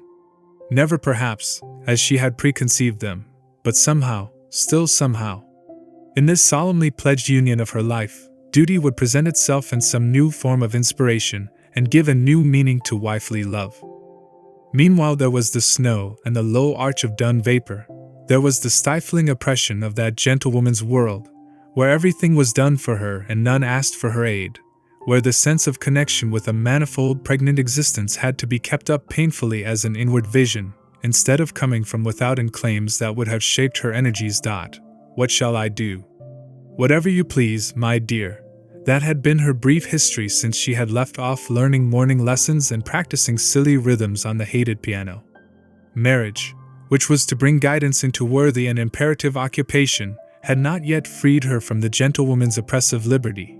It had not even filled her leisure with the ruminant joy of unchecked tenderness. Her blooming, full-pulsed youth stood there in a moral imprisonment which made itself one with the chill, colorless, narrowed landscape, with the shrunken furniture, the never-read books, and the ghostly stag in a pale fantastic world that seemed to be vanishing from the daylight. In the first minutes when Dorothea looked out she felt nothing but the dreary oppression. Then came a keen remembrance, and turning away from the window she walked round the room.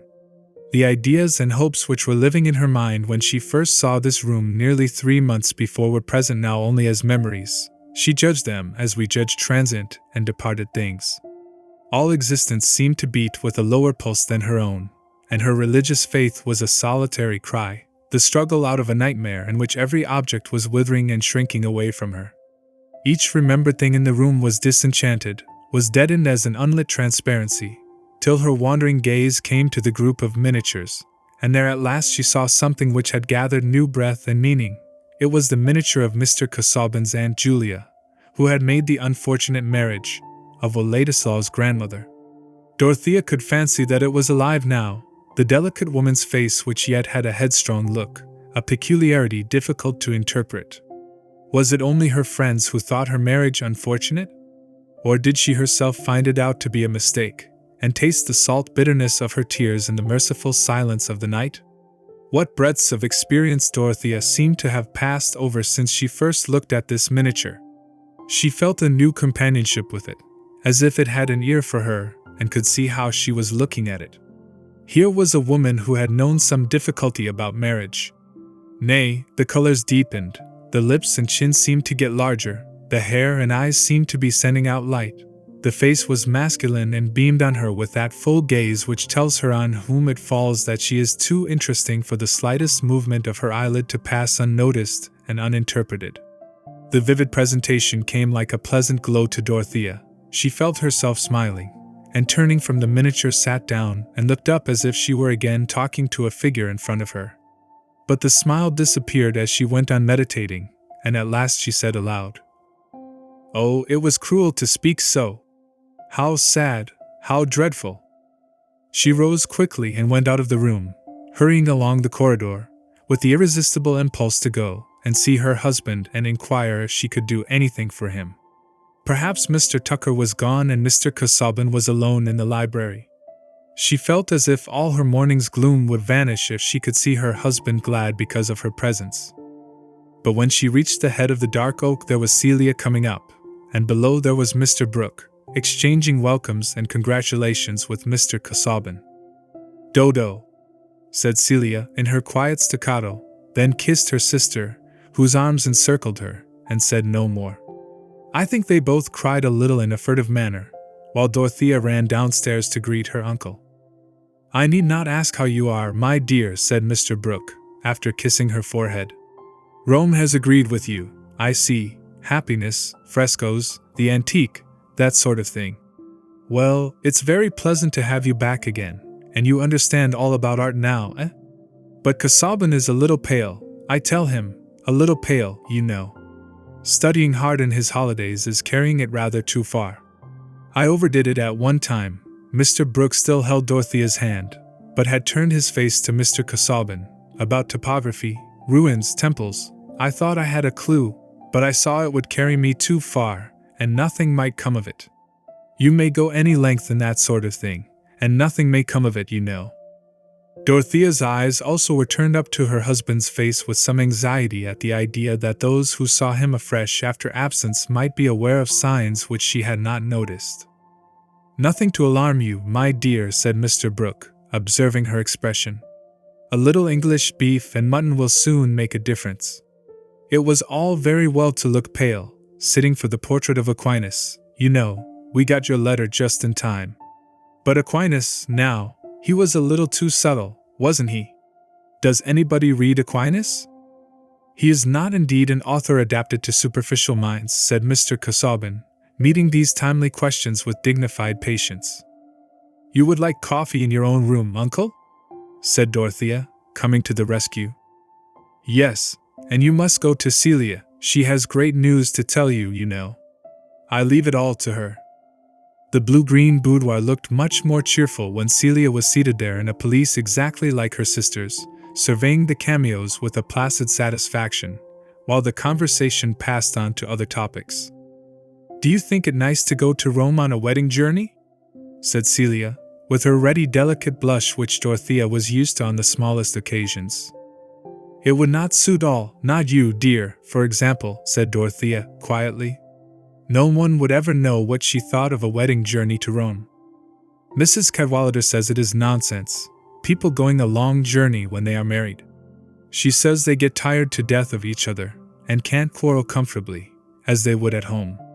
And Lady Chetham says she went to Bath." Celia's color changed again and again, seemed to come and go with tidings from the heart, as it a running messenger had been. It must mean more than Celia's blushing usually did. "Celia, has something happened?" said Dorothea, in a tone full of sisterly feeling. "Have you really any great news to tell me?" "It was because you went away, Dodo. Then there was nobody but me for Sir James to talk to," said Celia, with a certain roguishness in her eyes. "I understand. It is as I used to hope and believe," said Dorothea, taking her sister's face between her hands, and looking at her half anxiously. Celia's marriage seemed more serious than it used to do. "It was only 3 days ago," said Celia. "And Lady Chetham is very kind." "And you are very happy?" "Yes. We are not going to be married yet, because everything is to be got ready. And I don't want to be married so very soon, because I think it is nice to be engaged. And we shall be married all our lives after. I do believe you could not marry better, Kitty." "Sir James is a good, honorable man," said Dorothea warmly. "He has gone on with the cottages, Dodo. He will tell you about them when he comes. Shall you be glad to see him?" "Of course I shall. How can you ask me?" "Only I was afraid you would be getting so learned," said Celia, regarding Mr. Casaubon's learning as a kind of damp which might in due time saturate a neighboring body. Chapter 29. One morning, some weeks after her arrival at Lowick, Dorothea, but why always Dorothea? Was her point of view the only possible one with regard to this marriage? I protest against all our interest, all our effort at understanding being given to the young skins that look blooming in spite of trouble, for these too will get faded, and will know the older and more eating griefs which we are helping to neglect. In spite of the blinking eyes and white moles objectionable to Celia, and the want of muscular curve which was morally painful to Sir James, Mr. Casaubon had an intense consciousness within him, and was spiritually a-hungered like the rest of us. He had done nothing exceptional in marrying, nothing but what society sanctions, and considers an occasion for wreaths and bouquets. It had occurred to him that he must not any longer defer his intention of matrimony, and he had reflected that in taking a wife, a man of good position should expect and carefully choose a blooming young lady, the younger the better, because more educable and submissive, of a rank equal to his own, of religious principles, virtuous disposition, and good understanding. On such a young lady he would make handsome settlements, and he would neglect no arrangement for her happiness. In return, he should receive family pleasures and leave behind him that copy of himself which seemed so urgently required of a man. To the sonneteers of the 16th century. Times had altered since then, and no sonneteer had insisted on Mr. Casaubon's leaving a copy of himself. Moreover, he had not yet succeeded in issuing copies of his mythological key, but he had always intended to acquit himself by marriage, and the sense that he was fast leaving the years behind him, that the world was getting dimmer, and that he felt lonely, was a reason to him for losing no more time in overtaking domestic delights before they too were left behind by the years. And when he had seen Dorothea, he believed that he had found even more than he demanded. She might really be such a helpmate to him as would enable him to dispense with the hired secretary, an aid which Mr. Casaubon had never yet employed and had a suspicious dread of. Mr. Casaubon was nervously conscious that he was expected to manifest a powerful mind. Providence, in its kindness, had supplied him with the wife he needed. A wife, a modest young lady, with the purely appreciative, unambitious abilities of her sex, is sure to think her husband's mind powerful. Whether Providence had taken equal care of Miss Brooke in presenting her with Mr. Casaubon was an idea which could hardly occur to him. Society never made the preposterous demand that a man should think as much about his own qualifications for making a charming girl happy as he thinks of hers for making himself happy. As if a man could choose not only his wife but his wife's husband. Or as if he were bound to provide charms for his posterity in his own person. When Dorothea accepted him with effusion, that was only natural, and Mr. Casaubon believed that his happiness was going to begin. He had not had much foretaste of happiness in his previous life. To know intense joy without a strong bodily frame, one must have an enthusiastic soul. Mr. Casaubon had never had a strong bodily frame, and his soul was sensitive without being enthusiastic. It was too languid to thrill out of self-consciousness into passionate delight. It went on fluttering in the swampy ground where it was hatched, thinking of its wings and never flying. His experience was of that pitiable kind which shrinks from pity, and fears most of all that it should be known. It was that proud narrow sensitiveness which has not mass enough to spare for transformation into sympathy, and quivers thread-like in small currents of self-preoccupation or at best of an egoistic scrupulosity. And Mr. Casaubon had many scruples. He was capable of a severe self-restraint. He was resolute in being a man of honor according to the code. He would be unimpeachable by any recognized opinion. In conduct these ends had been attained, but the difficulty of making his key to all mythologies unimpeachable weighed like lead upon his mind, and the pamphlets, or perurga as he called them, by which he tested his public and deposited small monumental records of his march, were far from having been seen in all their significance. He suspected the Archdeacon of not having read them. He was in painful doubt as to what was really thought of them by the leading minds of Brasenose, and bitterly convinced that his old acquaintance Carp had been the writer of that depreciatory recension which was kept locked in a small drawer of Mr. Casaubon's desk, and also in a dark closet of his verbal memory.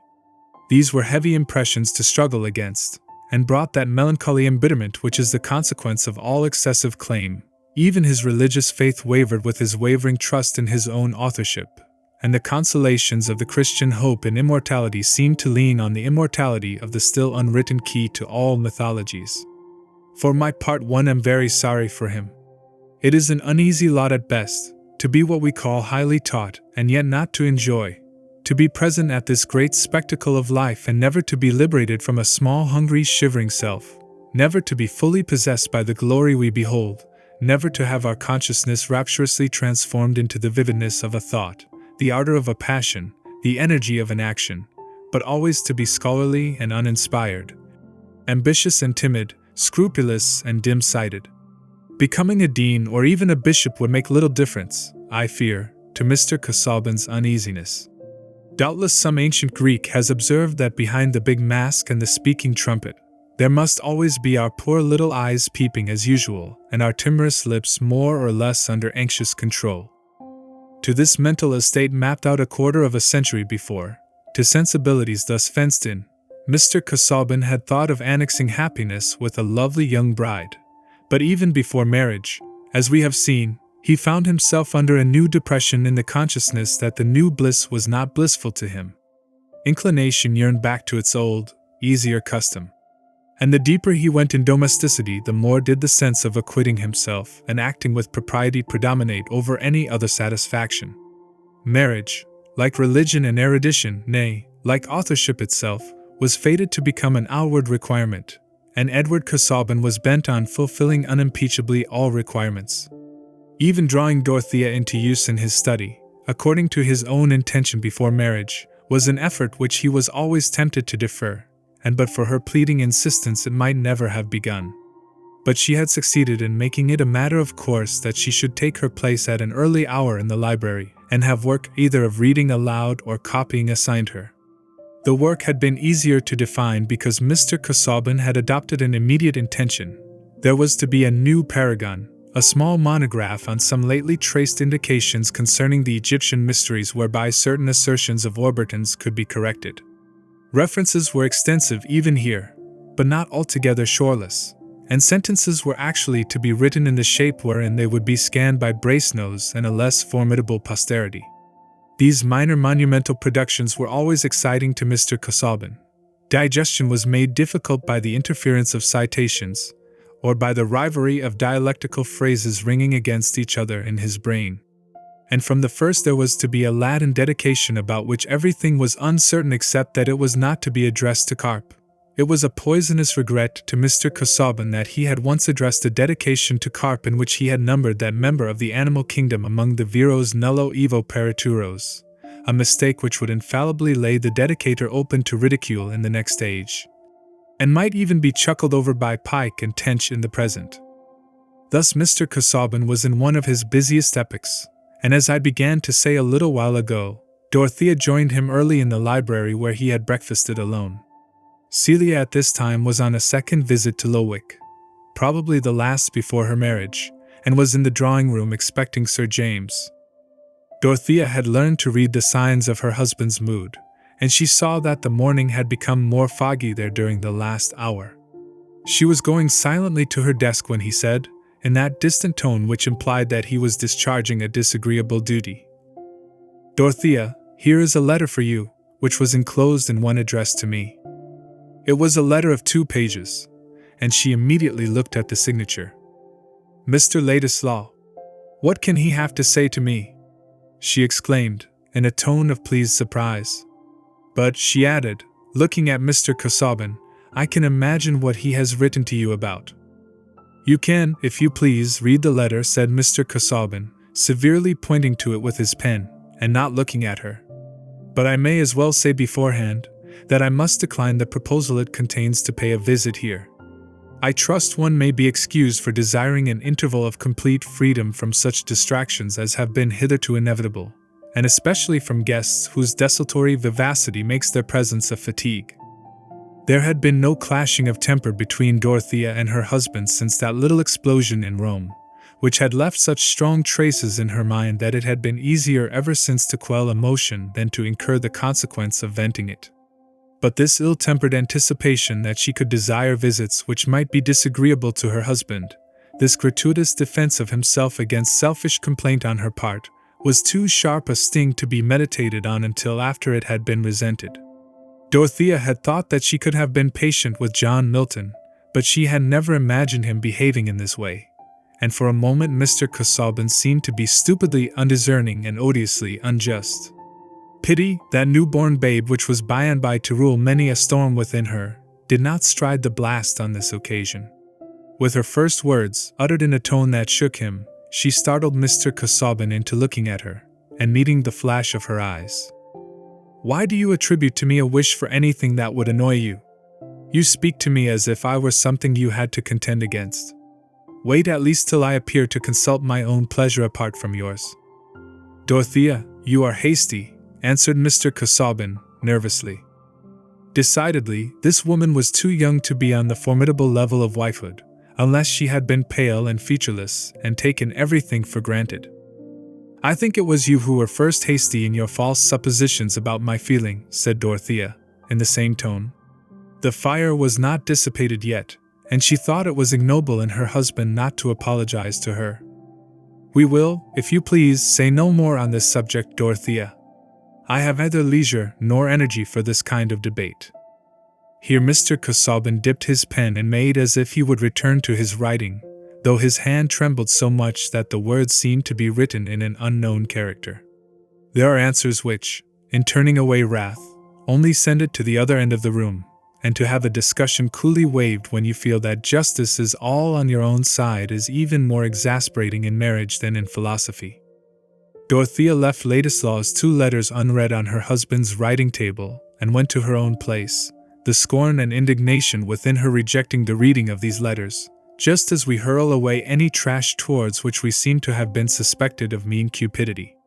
She did not in the least divine the subtle sources of her husband's bad temper about these letters. She only knew that they had caused him to offend her. She began to work at once, and her hand did not tremble. On the contrary, in writing out the quotations which had been given to her the day before, she felt that she was forming her letters beautifully, and it seemed to her that she saw the construction of the Latin she was copying, and which she was beginning to understand, more clearly than usual. In her indignation there was a sense of superiority, but it went out for the present in firmness of stroke, and did not compress itself into an inward articulate voice pronouncing the once affable archangel a poor creature. There had been this apparent quiet for half an hour, and Dorothea had not looked away from her own table, when she heard the loud bang of a book on the floor, and turning quickly saw Mr. Casaubon on the library steps clinging forward as if he were in some bodily distress. She started up and bounded towards him in an instant. He was evidently in great straits for breath. Jumping on a stool, she got close to his elbow and said with her whole soul melted into tender alarm, "Can you lean on me, dear?" He was still for 2 or 3 minutes, which seemed endless to her, unable to speak or move, gasping for breath. When at last he descended the 3 steps and fell backward in the large chair which Dorothea had drawn close to the foot of the ladder, he no longer gasped but seemed helpless and about to faint. Dorothea rang the bell violently, and presently Mr. Casaubon was helped to the couch.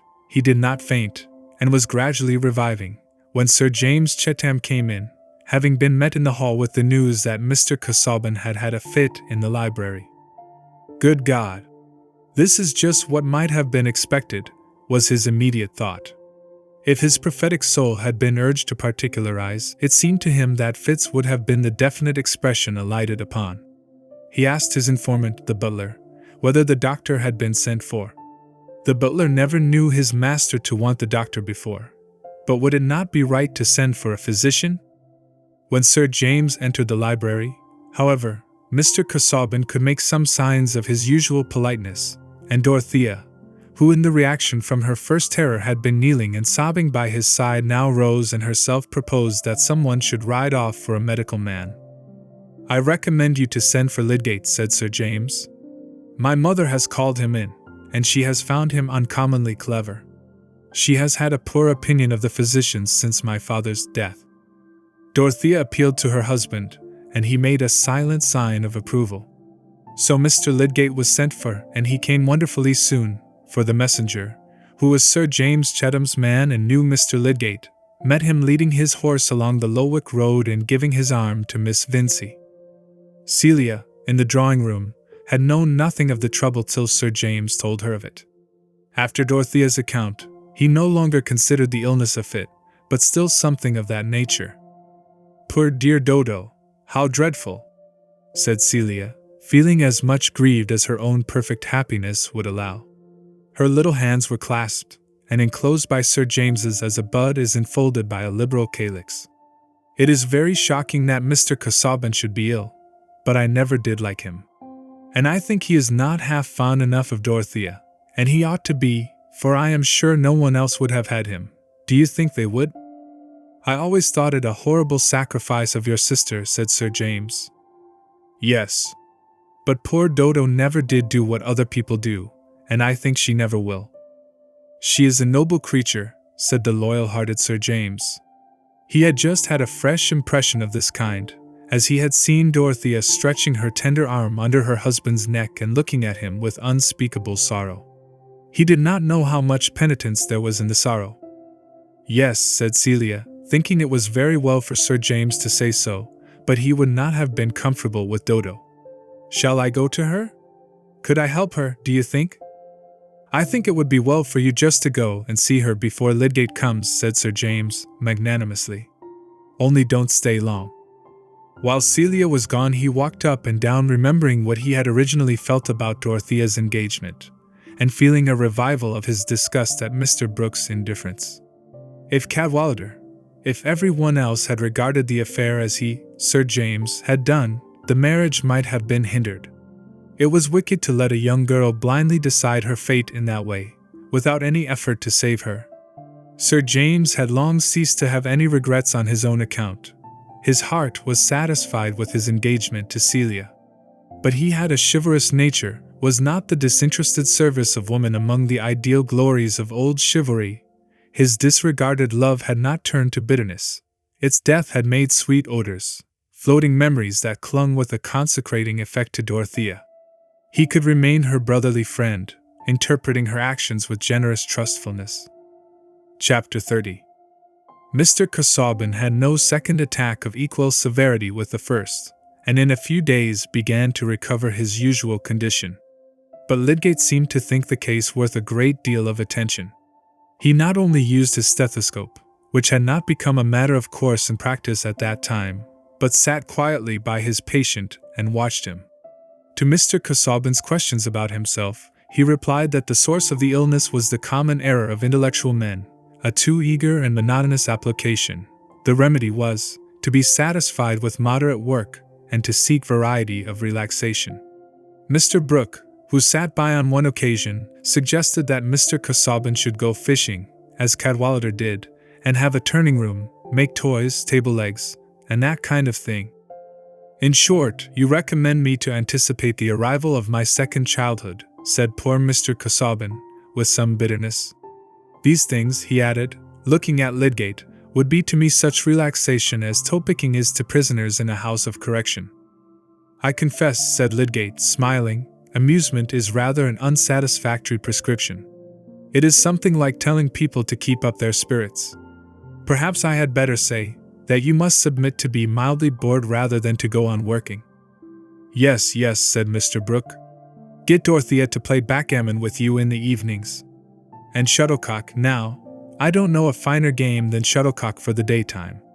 I remember it all the fashion. To be sure, your eyes might not stand that, Casaubon. But you must unbend, you know. Why, you might take to some light study, conchology, now, I always think that must be a light study. Or get Dorothea to read you light things, Smollett, Roderick Random, Humphrey Clinker. They are a little broad, but she may read anything now she's married, you know. I remember they made me laugh uncommonly. There's a droll bit about a postilion's breeches. We have no such humor now. I have gone through all these things, but they might be rather new to you. As new as eating thistles, would have been an answer to represent Mr. Casaubon's feelings. But he only bowed resignedly, with due respect to his wife's uncle, and observed that doubtless the works he mentioned had served as a resource to a certain order of minds.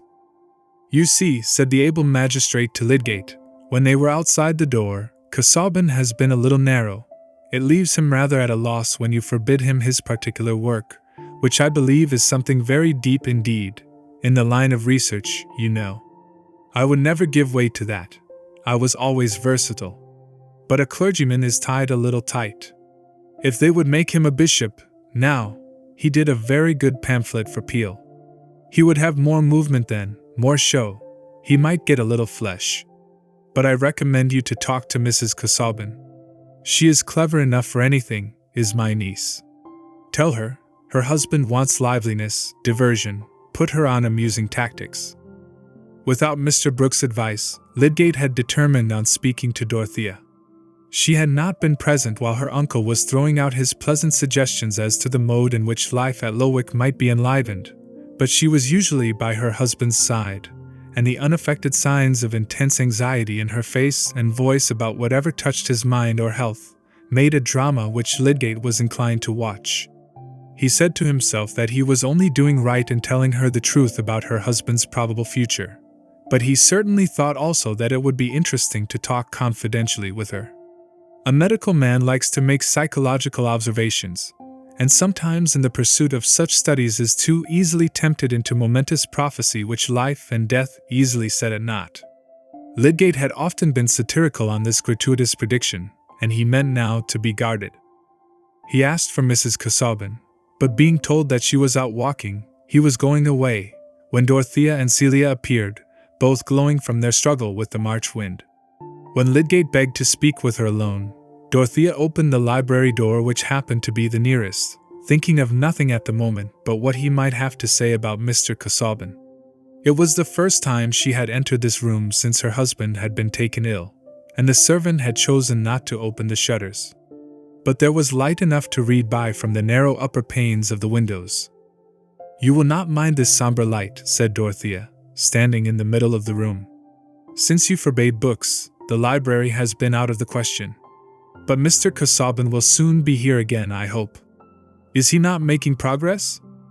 "Yes, much more rapid progress than I at first expected. Indeed, he is already nearly in his usual state of health." "You do not fear that the illness will return?" said Dorothea, whose quick ear had detected some significance in Lydgate's tone. "Such cases are peculiarly difficult to pronounce upon," said Lydgate. "The only point on which I can be confident is that it will be desirable to be very watchful on Mr. Casaubon's account, lest he should in any way strain his nervous power." "I beseech you to speak quite plainly," said Dorothea, in an imploring tone. "I cannot bear to think that there might be something which I did not know, and which, if I had known it, would have made me act differently." The words came out like a cry. It was evident that they were the voice of some mental experience which lay not very far off. "Sit down," she added, placing herself on the nearest chair, and throwing off her bonnet and gloves, with an instinctive discarding of formality where a great question of destiny was concerned. "What you say now justifies my own view," said Lydgate. "I think it is one's function as a medical man to hinder regrets of that sort as far as possible. But I beg you to observe that Mr. Casaubon's case is precisely of the kind in which the issue is most difficult to pronounce upon. He may possibly live for 15 years or more, without much worse health than he has had hitherto." Dorothea had turned very pale, and when Lydgate paused she said in a low voice, "You mean if we are very careful?" "Yes, careful against mental agitation of all kinds, and against excessive application." "He would be miserable if he had to give up his work," said Dorothea, with a quick prevision of that wretchedness. "I am aware of that. The only course is to try by all means, direct and indirect, to moderate and vary his occupations. With the happy concurrence of circumstances, there is, as I said, no immediate danger from that affection of the heart, which I believe to have been the cause of his late attack. On the other hand, it is possible that the disease may develop itself more rapidly. It is one of those cases in which death is sometimes sudden. Nothing should be neglected which might be affected by such an issue." There was silence for a few moments, while Dorothea sat as if she had been turned to marble, though the life within her was so intense that her mind had never before swept in brief time over an equal range of scenes and motives. "Help me, pray," she said, at last, in the same low voice as before. "Tell me what I can do. What do you think of foreign travel? You have been lately in Rome, I think." The memories which made this resource utterly hopeless were a new current that shook Dorothea out of her pallid immobility. "Oh, that would not do, that would be worse than anything," she said with a more childlike despondency, while the tears rolled down. "Nothing will be of any use that he does not enjoy." "I wish that I could have spared you this pain," said Lydgate, deeply touched, yet wondering about her marriage. Women just like Dorothea had not entered into his traditions. "It was right of you to tell me. I thank you for telling me the truth. I wish you to understand that I shall not say anything to enlighten Mr. Casaubon himself. I think it desirable for him to know nothing more than that he must not overwork himself, and must observe certain rules. Anxiety of any kind would be precisely the most unfavorable condition for him."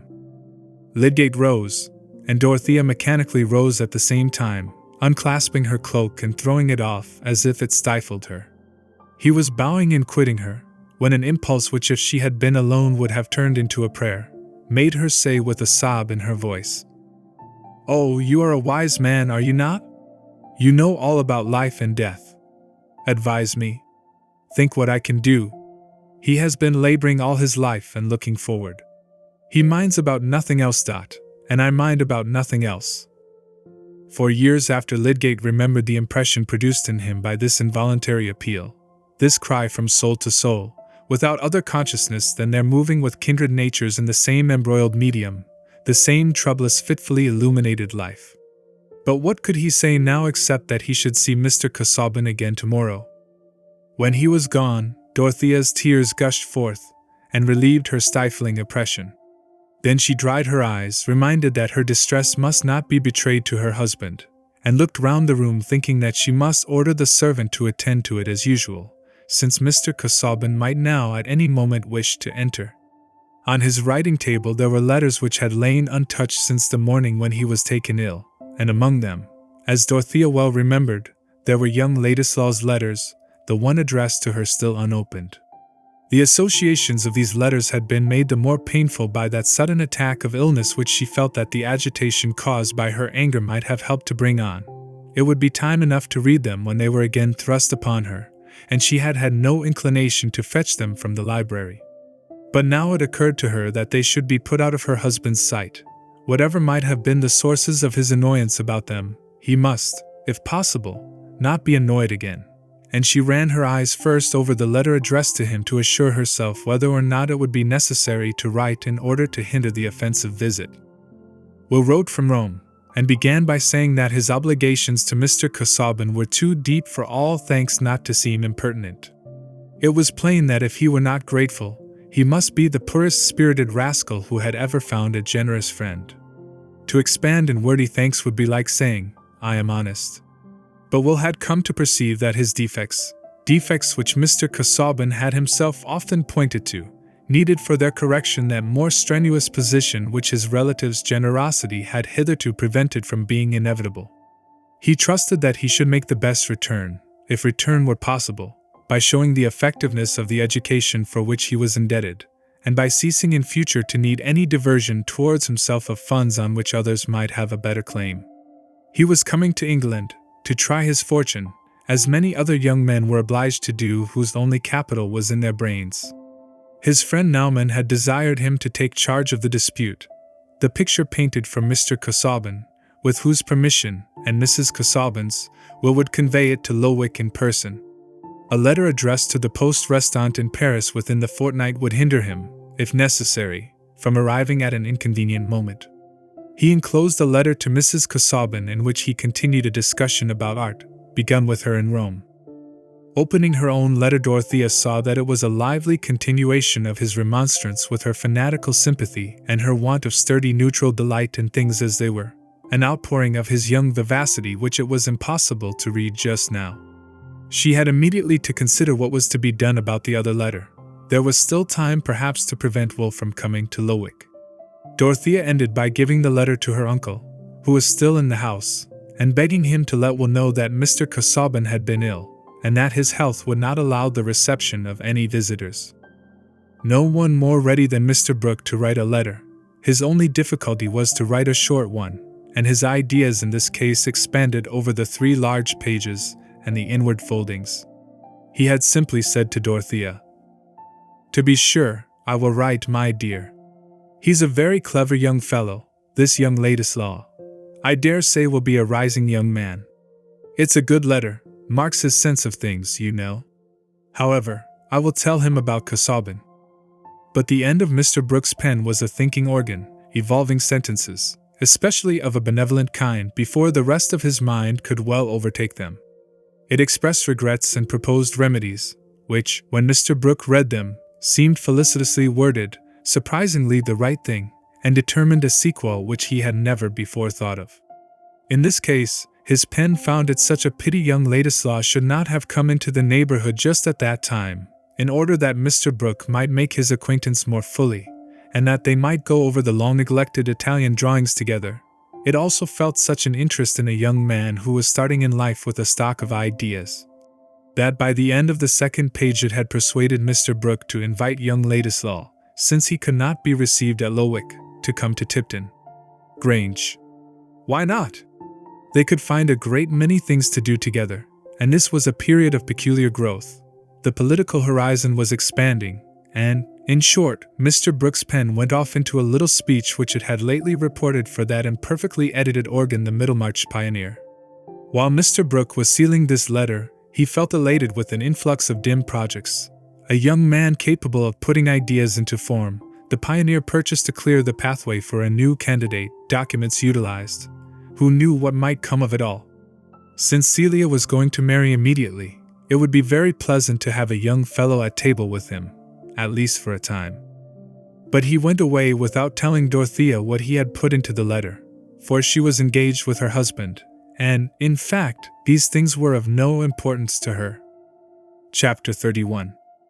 Lydgate that evening spoke to Miss Vincy of Mrs. Casaubon, and laid some emphasis on the strong feelings she appeared to have for that formal studious man 30 years older than herself. Of course she is devoted to her husband, said Rosamond, implying a notion of necessary sequence which the scientific man regarded as the prettiest possible for a woman. But she was thinking at the same time that it was not so very melancholy to be mistress of Lowick Manor with a husband likely to die soon. Do you think her very handsome? She certainly is handsome, but I have not thought about it, said Lydgate. I suppose it would be unprofessional, said Rosamond, dimpling. But how your practice is spreading. You were called in before to the Chetams, I think, and now the Casaubons. Yes, said Lydgate, in a tone of compulsory admission. But I don't really like attending such people so well as the poor. The cases are more monotonous, and one has to go through more fuss and listen more deferentially to nonsense. Not more than in Middlemarch, said Rosamond. And at least you go through wide corridors and have the scent of rose leaves everywhere. That is true, Mademoiselle de Montmorency, said Lydgate, just bending his head to the table and lifting with his fourth finger her delicate handkerchief which lay at the mouth of her reticule, as if to enjoy its scent, while he looked at her with a smile. But this agreeable holiday freedom with which Lydgate hovered about the flower of Middlemarch could not continue indefinitely.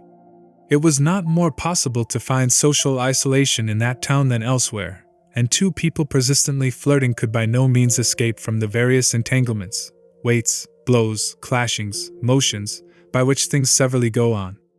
Whatever Miss Vincy did must be remarked, and she was perhaps the more conspicuous to admirers and critics because just now Mrs. Vincy, after some struggle, had gone with Fred to stay a little while at Stone Court, there being no other way of at once gratifying old Featherstone and keeping watch against Mary Garth, who appeared a less tolerable daughter-in-law in proportion as Fred's illness disappeared. Aunt Bulstrode, for example, came a little oftener into Lowick Gate to see Rosamond, now she was alone. For Mrs. Bulstrode had a true sisterly feeling for her brother, always thinking that he might have married better, but wishing well to the children. Now Mrs. Bulstrode had a long-standing intimacy with Mrs. Plymdale. They had nearly the same preferences in silks, patterns for underclothing, chinaware, and clergymen. They confided their little troubles of health and household management to each other, and various little points of superiority on Mrs. Bulstrode's side, namely, more decided seriousness, more admiration for mind, and a house outside the town, sometimes served to give color to their conversation without dividing them. Well-meaning women both, knowing very little of their own motives. Mrs. Bulstrode, paying a morning visit to Mrs. Plymdale, happened to say that she could not stay longer, because she was going to see poor Rosamond. "Why do you say poor Rosamond?" said Mrs. Plymdale, a round-eyed sharp little woman, like a tamed falcon. "She is so pretty, and has been brought up in such thoughtlessness. The mother, you know, had always that levity about her, which makes me anxious for the children." "Well, Harriet, if I am to speak my mind," said Mrs. Plymdale, with emphasis, "I must say, anybody would suppose you and Mr. Bulstrode would be delighted with what has happened, for you have done everything to put Mr. Lydgate forward." "Selina, what do you mean?" said Mrs. Bulstrode, in genuine surprise. "Not but what I am truly thankful for Ned's sake," said Mrs. Plymdale. "He could certainly better afford to keep such a wife than some people can, but I should wish him to look elsewhere. Still, a mother has anxieties, and some young men would take to a bad life in consequence.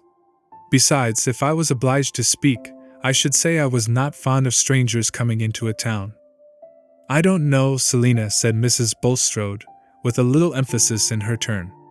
"Mr. Bulstrode was a stranger here at one time. Abraham and Moses were strangers in the land, and we are told to entertain strangers.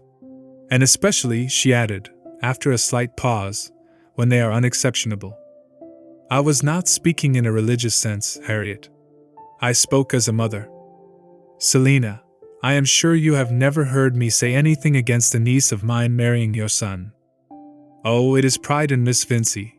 I am sure it is nothing else, said Mrs. Plymdale, who had never before given all her confidence to Harriet on this subject. No young man in Middlemarch was good enough for her. I have heard her mother say as much. That is not a Christian spirit, I think. But now, from all I hear, she has found a man as proud as herself. You don't mean that there is anything between Rosamond and Mr. Lydgate? Said Mrs. Bulstrode, rather mortified at finding out her own ignorance. Is it possible you don't know, Harriet? Oh, I go about so little, and I am not fond of gossip. I really never hear any. You see so many people that I don't see. Your circle is rather different from ours. Well, but your own niece and Mr. Bulstrode's great favorite, and yours too, I am sure, Harriet. I thought, at one time, you meant him for Kate, when she is a little older. I don't believe there can be anything serious at present, said Mrs. Bulstrode. My brother would certainly have told me. Well, people have different ways, but I understand that nobody can see Miss Vincy and Mr. Lydgate together without taking them to be engaged. However, it is not my business. Shall I put up the pattern of mittens? After this, Mrs. Bulstrode drove to her niece with a mind newly weighted. She was herself handsomely dressed, but she noticed with a little more regret than usual that Rosamond, who was just come in and met her in walking dress, was almost as expensively equipped. Mrs. Bulstrode was a feminine smaller edition of her brother, and had none of her husband's low-toned pallor. She had a good honest glance and used no circumlocution. You are alone, I see, my dear, she said, as they entered the drawing-room together, looking round gravely. Rosamond felt sure that her aunt had something particular to say, and they sat down near each other. Nevertheless, the quilling inside Rosamond's bonnet was so charming that it was impossible not to desire the same kind of thing for Kate, and Mrs. Bulstrode's eyes, which were rather fine, rolled round that ample quilled circuit, while she spoke. I have just heard something about you that has surprised me very much, Rosamond. What is that, Aunt? Rosamond's eyes also were roaming over her aunt's large embroidered collar. I can hardly believe it, that you should be engaged without my knowing it, without your father's telling me. Here Mrs. Bulstrode's eyes finally rested on Rosamond's, who blushed deeply and said, I am not engaged, Aunt. How is it that everyone says so, then, that it is the town's talk? The town's talk is of very little consequence, I think, said Rosamond, inwardly gratified. Oh, my dear, be more thoughtful. Don't despise your neighbors so. Remember you are turned 22 now, and you will have no fortune. Your father, I am sure, will not be able to spare you anything. Mr. Lydgate is very intellectual and clever. I know there is an attraction in that. I like talking to such men myself, and your uncle finds him very useful. But the profession is a poor one here. To be sure, this life is not everything, but it is seldom a medical man has true religious views. There is too much pride of intellect. And you are not fit to marry a poor man. Mr. Lydgate is not a poor man, Aunt. He has very high connections. He told me himself he was poor. That is because he is used to people who have a high style of living.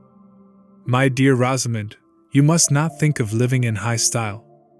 Rosamond looked down and played with her reticule. She was not a fiery young lady and had no sharp answers, but she meant to live as she pleased. Then it is really true? Said Mrs. Bulstrode, looking very earnestly at her niece. You are thinking of Mr. Lydgate. There is some understanding between you, though your father doesn't know.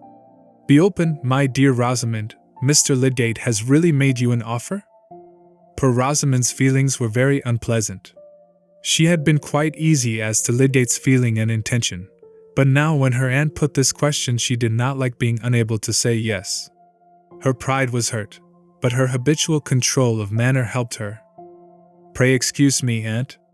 I would rather not speak on the subject. You would not give your heart to a man without a decided prospect, I trust, my dear. And think of the 2 excellent offers I know of that you have refused, and one still within your reach, if you will not throw it away. I knew a very great beauty who married badly at last by doing so.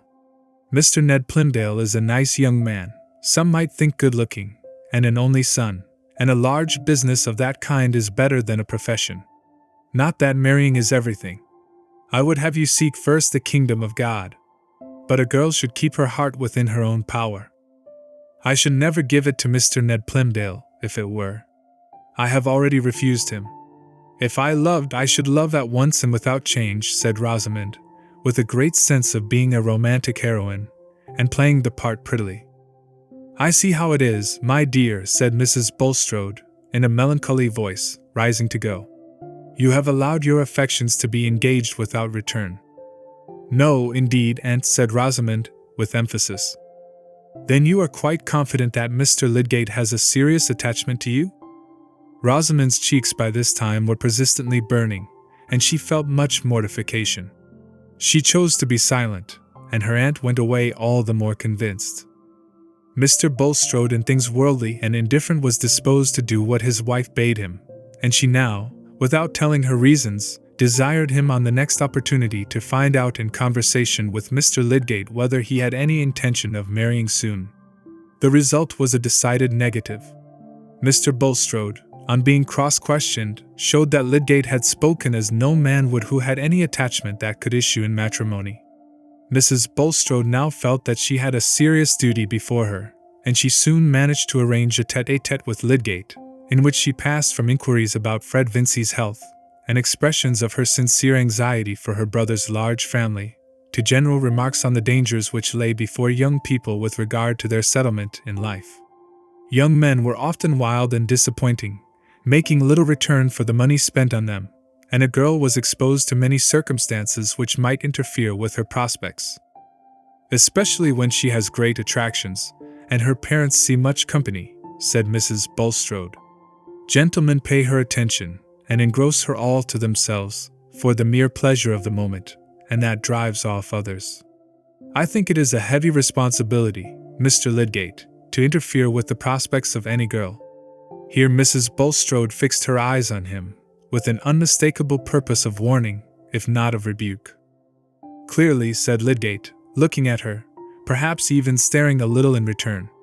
On the other hand, a man must be a great coxcomb to go about with a notion that he must not pay attention to a young lady lest she should fall in love with him, or lest others should think she must. Oh, Mr. Lydgate, you know well what your advantages are. You know that our young men here cannot cope with you. Where you frequent a house, it may militate very much against a girl's making a desirable settlement in life, and prevent her from accepting offers even if they are made. Lydgate was less flattered by his advantage over the Middlemarch Orlandos than he was annoyed by the perception of Mrs. Bulstrode's meaning.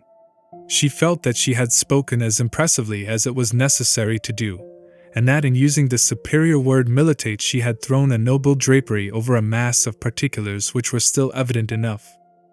Lydgate was fuming a little, pushed his hair back with one hand, felt curiously in his waistcoat pocket with the other, and then stooped to beckon the tiny black spaniel, which had the insight to decline his hollow caresses.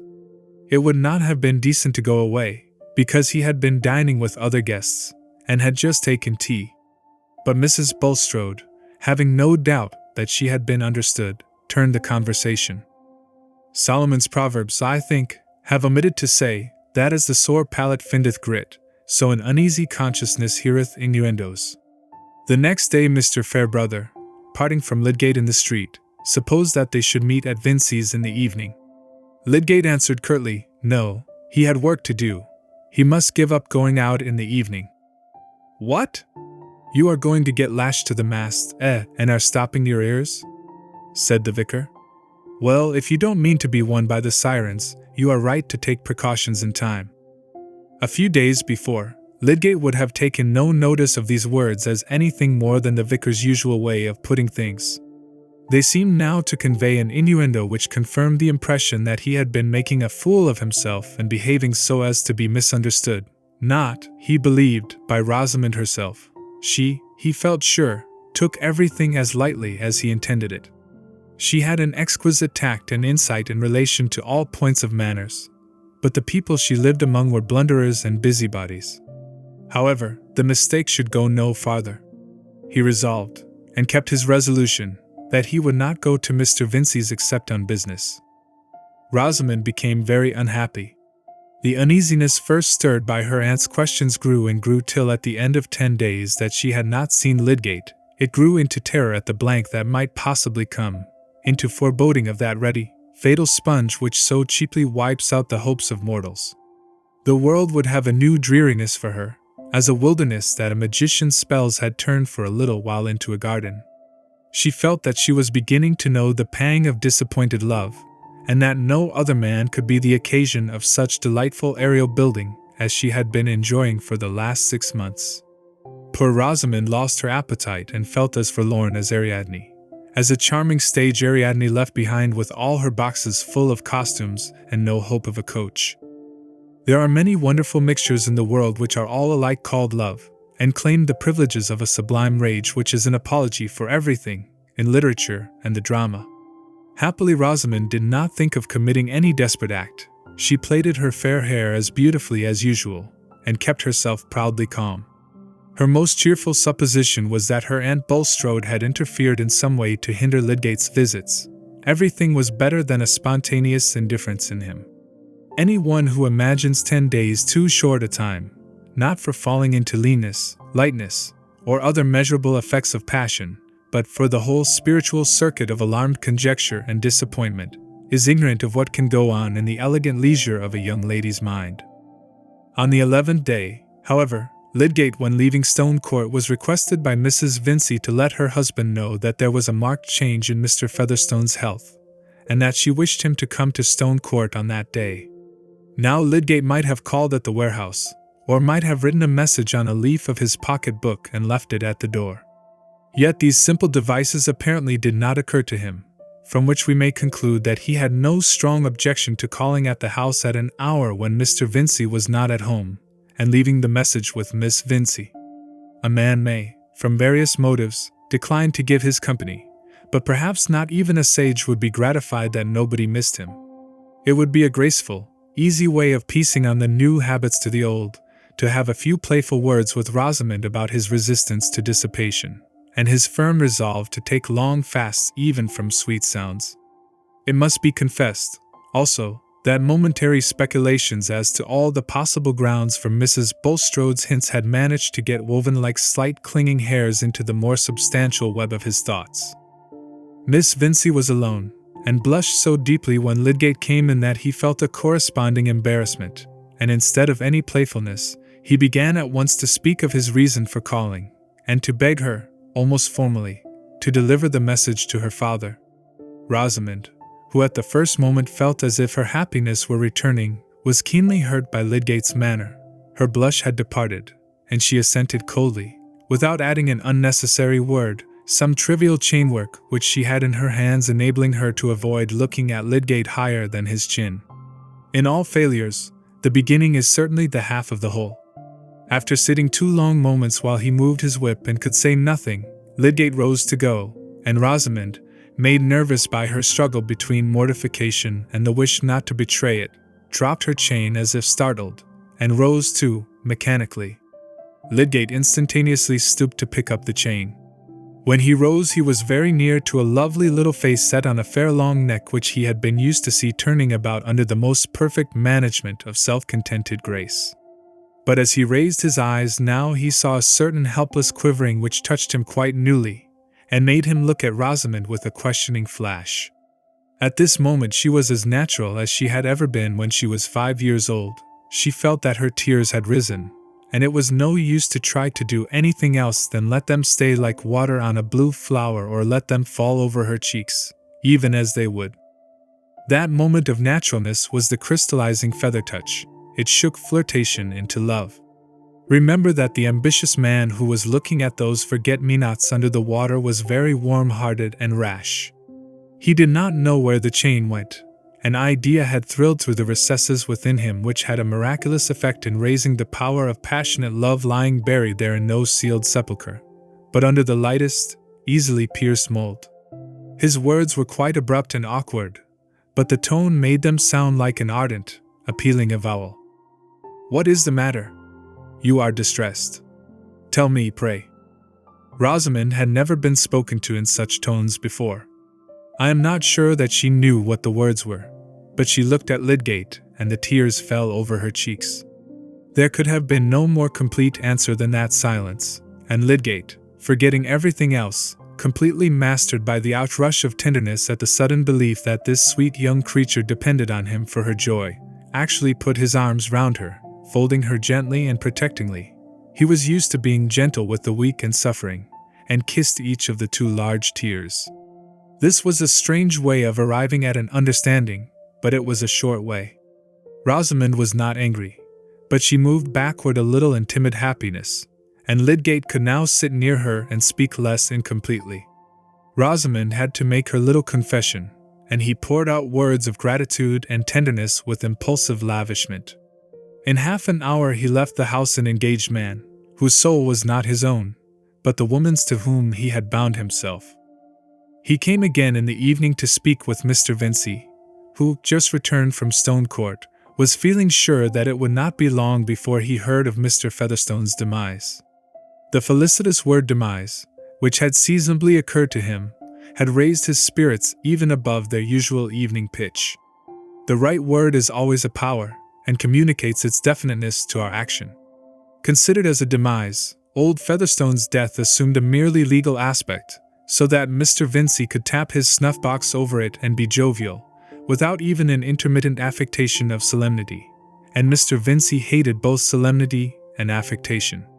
Who was ever awestruck about a testator, or sang a hymn on the title to real property? Mr. Vincy was inclined to take a jovial view of all things that evening. He even observed to Lydgate that Fred had got the family constitution after all, and would soon be as fine a fellow as ever again, and when his approbation of Rosamond's engagement was asked for, he gave it with astonishing facility, passing at once to general remarks on the desirableness of matrimony for young men and maidens, and apparently deducing from the whole the appropriateness of a little more punch. Chapter 32. The triumphant confidence of the mayor, founded on Mr. Featherstone's insistent demand that Fred and his mother should not leave him, was a feeble emotion compared with all that was agitating the breasts of the old man's blood relations, who naturally manifested more their sense of the family tie and were more visibly numerous now that he had become bedridden. Naturally, for when poor Peter had occupied his armchair in the wainscoted parlor, no assiduous beetles for whom the cook prepares boiling water could have been less welcome on a hearth which they had reasons for preferring, than those persons whose Featherstone blood was ill-nourished, not from penuriousness on their part, but from poverty. Brother Solomon and Sister Jane were rich, and the family candor and total abstinence from false politeness with which they were always received seemed to them no argument that their brother in the solemn act of making his will would overlook the superior claims of wealth. Themselves at least he had never been unnatural enough to banish from his house, and it seemed hardly eccentric that he should have kept away Brother Jonah, Sister Martha, and the rest, who had no shadow of such claims. They knew Peter's maxim, that money was a good egg, and should be laid in a warm nest. But Brother Jonah, Sister Martha, and all the needy exiles held a different point of view. Probabilities are as various as the faces to be seen at will in fretwork or paper hangings. Every form is there, from Jupiter to Judy, if you only look with creative inclination. To the poorer and least favored it seemed likely that since Peter had done nothing for them in his life, he would remember them at the last. Jonah argued that men like to make a surprise of their wills, while Martha said that nobody need be surprised if he left the best part of his money to those who least expected it. Also, it was not to be thought but that an own brother lying there with dropsy in his legs must come to feel that blood was thicker than water, and if he didn't alter his will, he might have money by him. At any rate, some blood relations should be on the premises and on the watch against those who were hardly relations at all. Such things had been known as forged wills and disputed wills, which seemed to have the golden hazy advantage of somehow enabling non-legatees to live out of them. Again, those who were no blood relations might be caught making away with things, and poor Peter lying there helpless. Somebody should be on the watch. But in this conclusion they were at one with Solomon and Jane. Also, some nephews, nieces, and cousins, arguing with still greater subtlety as to what might be done by a man able to will away his property and give himself large treats of oddity, felt in a handsome sort of way that there was a family interest to be attended to, and thought of Stone Court as a place which it would be nothing but right for them to visit. Sister Martha, otherwise Mrs. Cranch, living with some wheeziness in the chalky flats, could not undertake the journey, but her son, as being poor Peter's own nephew, could represent her advantageously, and watched lest his Uncle Jonah should make an unfair use of the improbable things which seemed likely to happen. In fact, there was a general sense running in the Featherstone blood that everybody must watch everybody else, and that it would be well for everybody else to reflect that the Almighty was watching him. Thus Stone Court continually saw one or other blood relation alighting or departing, and Mary Garth had the unpleasant task of carrying their messages to Mr. Featherstone, who would see none of them, and sent her down with the still more unpleasant task of telling them so. As manager of the household, she felt bound to ask them in good provincial fashion to stay and eat, but she chose to consult Mrs. Vincy on the point of extra downstairs consumption now that Mr. Featherstone was laid up. "Oh, my dear, you must do things handsomely where there's last illness and a property. God knows, I don't grudge them every ham in the house. Only, save the best for the funeral. Have some stuffed veal always, and a fine cheese in cut. You must expect to keep open house in these last illnesses," said liberal Mrs. Vincy, once more of cheerful note and bright plumage. But some of the visitors alighted and did not depart after the handsome treating to veal and ham. Brother Jonah, for example, there are such unpleasant people in most families. Perhaps even in the highest aristocracy there are Brobdingnag specimens, gigantically in debt and bloated at greater expense. Brother Jonah, I say, having come down in the world, was mainly supported by a calling which he was modest enough not to boast of, though it was much better than swindling either on exchange or turf, but which did not require his presence at Brassing so long as he had a good corner to sit in, and a supply of food. He chose the kitchen corner, partly because he liked it best, and partly because he did not want to sit with Solomon, concerning whom he had a strong brotherly opinion. Seated in a famous armchair and in his best suit, constantly within sight of good cheer, he had a comfortable consciousness of being on the premises, mingled with fleeting suggestions of Sunday and the bar at the Green Man, and he informed Mary Garth that he should not go out of reach of his brother Peter while that poor fellow was above ground. The troublesome ones in a family are usually either the wits or the idiots. Jonah was the wit among the Featherstones, and joked with the maid-servants when they came about the hearth, but seemed to consider Miss Garth a suspicious character, and followed her with cold eyes. Mary would have borne this one pair of eyes with comparative ease, but unfortunately there was young Cranch, who, having come all the way from the chalky flats to represent his mother and watch his Uncle Jonah, also felt it his duty to stay and to sit chiefly in the kitchen to give his uncle company. Young Cranch was not exactly the balancing point between the wit and the idiot, verging slightly towards the latter type, and squinting so as to leave everything in doubt about his sentiments except that they were not of a forcible character. When Mary Garth entered the kitchen and Mr. Jonah Featherstone began to follow her with his cold detective eyes, young Cranch, turning his head in the same direction, seemed to insist on it that she should remark how he was squinting, as if he did it with design, like the gypsies when Borrow read the New Testament to them. This was rather too much for poor Mary. Sometimes it made her bilious, sometimes it upset her gravity. One day that she had an opportunity she could not resist describing the kitchen scene to Fred, who would not be hindered from immediately going to see it, affecting simply to pass through.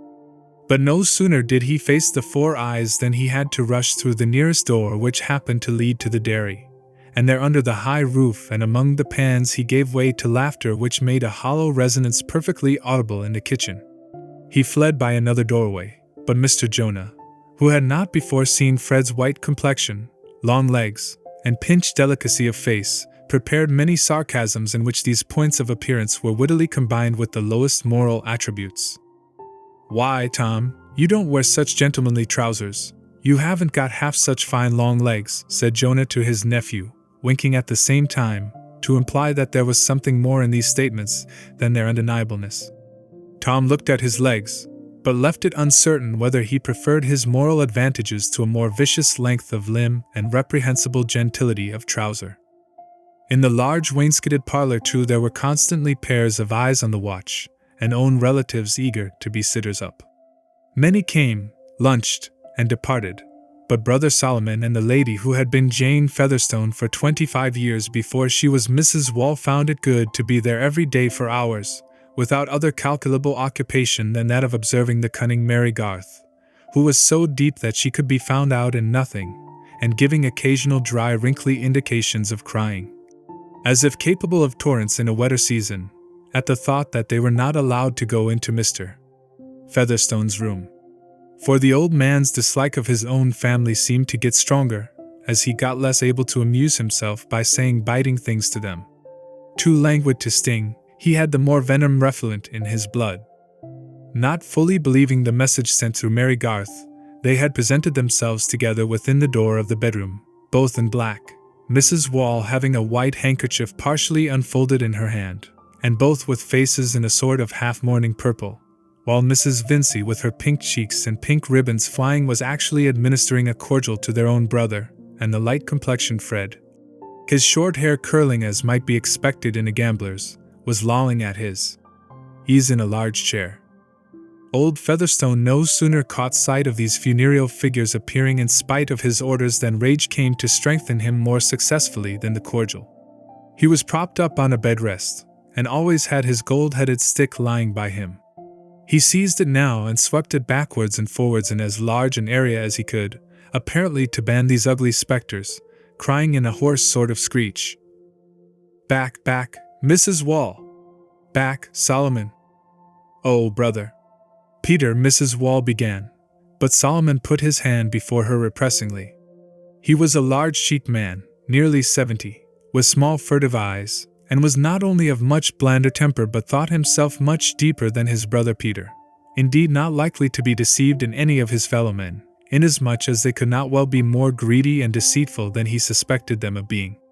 Even the invisible powers, he thought, were likely to be soothed by a bland parenthesis here and there, coming from a man of property, who might have been as impious as others.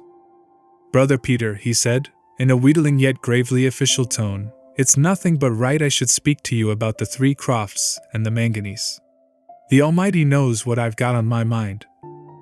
"Then He knows more than I want to know," said Peter, laying down his stick with a show of truce which had a threat in it too, for he reversed the stick so as to make the gold handle a club in case of closer fighting, and looked hard at Solomon's bald head. "There's things you might repent of, brother, for want of speaking to me," said Solomon, not advancing, however. "I could sit up with you tonight, and Jane with me, willingly, and you might take your own time to speak, or let me speak." "Yes, I shall take my own time, you needn't offer me yours," said Peter. "But you can't take your own time to die in, brother," began Mrs. Wall, with her usual woolly tone. "And when you lie speechless you may be tired of having strangers about you, and you may think of me and my children." But here her voice broke under the touching thought which she was attributing to her speechless brother, the mention of ourselves being naturally affecting. "No, I shan't," said old Featherstone, contradictiously. "I shan't think of any of you. I've made my will, I tell you, I've made my will." Here he turned his head towards Mrs. Vincy, and swallowed some more of his cordial. "Some people would be ashamed to fill up a place belonging by rights to others," said Mrs. Wall, turning her narrow eyes in the same direction. "Oh, sister," said Solomon, with ironical softness, "you and me are not fine, and handsome, and clever enough. We must be humble and let smart people push themselves before us." Fred's spirit could not bear this. Rising and looking at Mr. Featherstone, he said, "Shall my mother and I leave the room, sir, that you may be alone with your friends?" "Sit down, I tell you," said old Featherstone, snappishly. "Stop where you are. Goodbye, Solomon," he added, trying to wield his stick again, but failing now that he had reversed the handle. "Goodbye, Mrs. Wall. Don't you come again." "I shall be downstairs, brother, whether or no," said Solomon. "I shall do my duty, and it remains to be seen what the Almighty will allow." "Yes, in property going out of families," said Mrs. Wall, in continuation, "and where there's steady young men to carry on. But I pity them who are not such, and I pity their mothers. Goodbye, brother Peter. Remember, I'm the eldest after you, brother, and prospered from the first, just as you did, and have got land already by the name of Featherstone, said Solomon, relying much on that reflection, as one which might be suggested in the watches of the night. But I bid you goodbye for the present. Their exit was hastened by their seeing old Mr. Featherstone pull his wig on each side and shut his eyes with his mouth-widening grimace, as if he were determined to be deaf and blind. None the less they came to Stone Court daily and sat below at the post of duty, sometimes carrying on a slow dialogue in an undertone in which the observation and response were so far apart that any one hearing them might have imagined himself listening to speaking automata, in some doubt whether the ingenious mechanism would really work, or wind itself up for a long time in order to stick and be silent. Solomon and Jane would have been sorry to be quick. What that led to might be seen on the other side of the wall in the person of Brother Jonah. But their watch in the wainscoted parlor was sometimes varied by the presence of other guests from far or near. Now that Peter Featherstone was upstairs, his property could be discussed with all that local enlightenment to be found on the spot. Some rural and Middlemarch neighbors expressed much agreement with the family and sympathy with their interest against the Vincys, and feminine visitors were even moved to tears in conversation with Mrs. Wall, when they recalled the fact that they themselves had been disappointed in times past by codicils and marriages for spite on the part of ungrateful elderly gentlemen, who, it might have been supposed, had been spared for something better. Such conversation paused suddenly, like an organ when the bellows are let drop, if Mary Garth came into the room, and all eyes were turned on her as a possible legatee, or one who might get access to iron chests. But the younger men who were relatives or connections of the family were disposed to admire her in this problematic light, as a girl who showed much conduct, and who among all the chances that were flying might turn out to be at least a moderate prize. Hence she had her share of compliments and polite attentions, especially from Mr. Borthrop Trumbull, a distinguished bachelor and auctioneer of those parts, much concerned in the sale of land and cattle, a public character, indeed, whose name was seen on widely distributed placards, and who might reasonably be sorry for those who did not know of him. He was second cousin to Peter Featherstone, and had been treated by him with more amenity than any other relative, being useful in matters of business, and in that program of his funeral which the old man had himself dictated, he had been named as a bearer. There was no odious cupidity in Mr. Borthrop Trumbull, nothing more than a sincere sense of his own merit, which, he was aware, in case of rivalry might tell against competitors, so that if Peter Featherstone, who so far as he, Trumbull, was concerned, had behaved like as good a soul as ever breathed, should have done anything handsome by him, all he could say was, that he had never fished and fawned, but had advised him to the best of his experience, which now extended over 20 years from the time of his apprenticeship at 15, and was likely to yield a knowledge of no surreptitious kind. His admiration was far from being confined to himself, but was accustomed professionally as well as privately to delight in estimating things at a high rate. He was an amateur of superior phrases, and never used poor language without immediately correcting himself, which was fortunate, as he was rather loud, and given to predominate, standing or walking about frequently, pulling down his waistcoat with the air of a man who is very much of his own opinion, trimming himself rapidly with his forefinger, and marking each new series in these movements by a busy play with his large seals.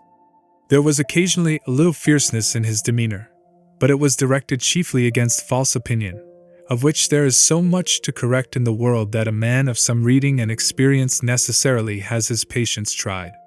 He felt that the Featherstone family generally was of limited understanding, but being a man of the world and a public character, took everything as a matter of course, and even went to converse with Mr. Jonah and young Cranch in the kitchen, not doubting that he had impressed the latter greatly by his leading questions concerning the chalky flats. If anybody had observed that Mr. Borthrop Trumbull, being an auctioneer, was bound to know the nature of everything, he would have smiled and trimmed himself silently with the sense that he came pretty near that. On the whole, in an auctioneering way, he was an honorable man, not ashamed of his business, and feeling that the celebrated Peel, now Sir Robert, if introduced to him, would not fail to recognize his importance. "I don't mind if I have a slice of that ham, and a glass of that ale, Miss Garth, if you will allow me," he said, coming into the parlor at 11:30, after having had the exceptional privilege of seeing old Featherstone, and standing with his back to the fire between Mrs. Wall and Solomon. "It's not necessary for you to go out. Let me ring the bell." "Thank you," said Mary. "I have an errand." "Well, Mr. Trumbull, you're highly favored," said Mrs. Wall. "What? Seeing the old man?" said the auctioneer, playing with his seals dispassionately. You see, he has relied on me considerably." Here he pressed his lips together and frowned meditatively. "Might anybody ask what their brother has been saying?" said Solomon, in a soft tone of humility, in which he had a sense of luxurious cunning, he being a rich man and not in need of it. "Oh yes, anybody may ask," said Mr. Trumbull, with loud and good-humored though cutting sarcasm. "Anybody may interrogate. Any one may give their remarks an interrogative turn," he continued, his sonorousness rising with his style. "This is constantly done by good speakers, even when they anticipate no answer. It is what we call a figure of speech at a high figure, as one may say." The eloquent auctioneer smiled at his own ingenuity. "I shouldn't be sorry to hear he remembered you, Mr. Trumbull," said Solomon. "I never was against the deserving. It's the undeserving I'm against." There it is, you see, there it is," said Mr. Trumbull, significantly. "It can't be denied that undeserving people have been legatees, and even residuary legatees. It is so, with testamentary dispositions." Again he pursed up his lips and frowned a little. "Do you mean to say for certain, Mr. Trumbull, that my brother has left his land away from our family?" said Mrs. Wall, on whom, as an unhopeful woman, those long words had a depressing effect. "A man might as well turn his land into charity land at once as leave it to some people," observed Solomon, his sister's question having drawn no answer. "What, Bluecoat land?" said Mrs. Wall again. "Oh, Mr. Trumbull, you never can mean to say that. It would be flying in the face of the Almighty that's prospered him."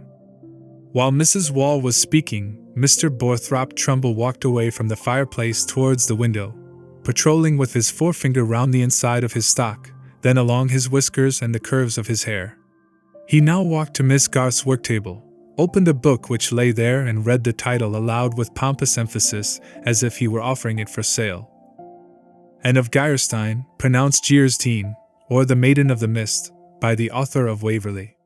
Then turning the page, he began sonorously, "The course of 4 centuries has well nigh elapsed since the series of events which are related in the following chapters took place on the continent."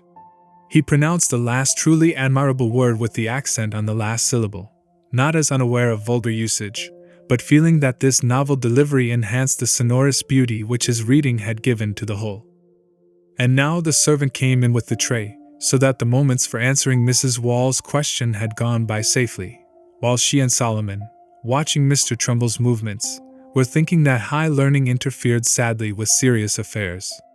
Mr. Borthrop Trumbull really knew nothing about old Featherstone's will, but he could hardly have been brought to declare any ignorance unless he had been arrested for misprision of treason. "I shall take a mere mouthful of ham and a glass of ale," he said, reassuringly. "As a man with public business, I take a snack when I can. I will back this ham," he added, after swallowing some morsels with alarming haste, "against any ham in the 3 kingdoms. In my opinion it is better than the hams at Freshitt Hall, and I think I am a tolerable judge." "Some don't like so much sugar in their hams," said Mrs. Wall. "But my poor brother would always have sugar. If any person demands better, he is at liberty to do so, but God bless me, what an aroma! I should be glad to buy in that quality, I know.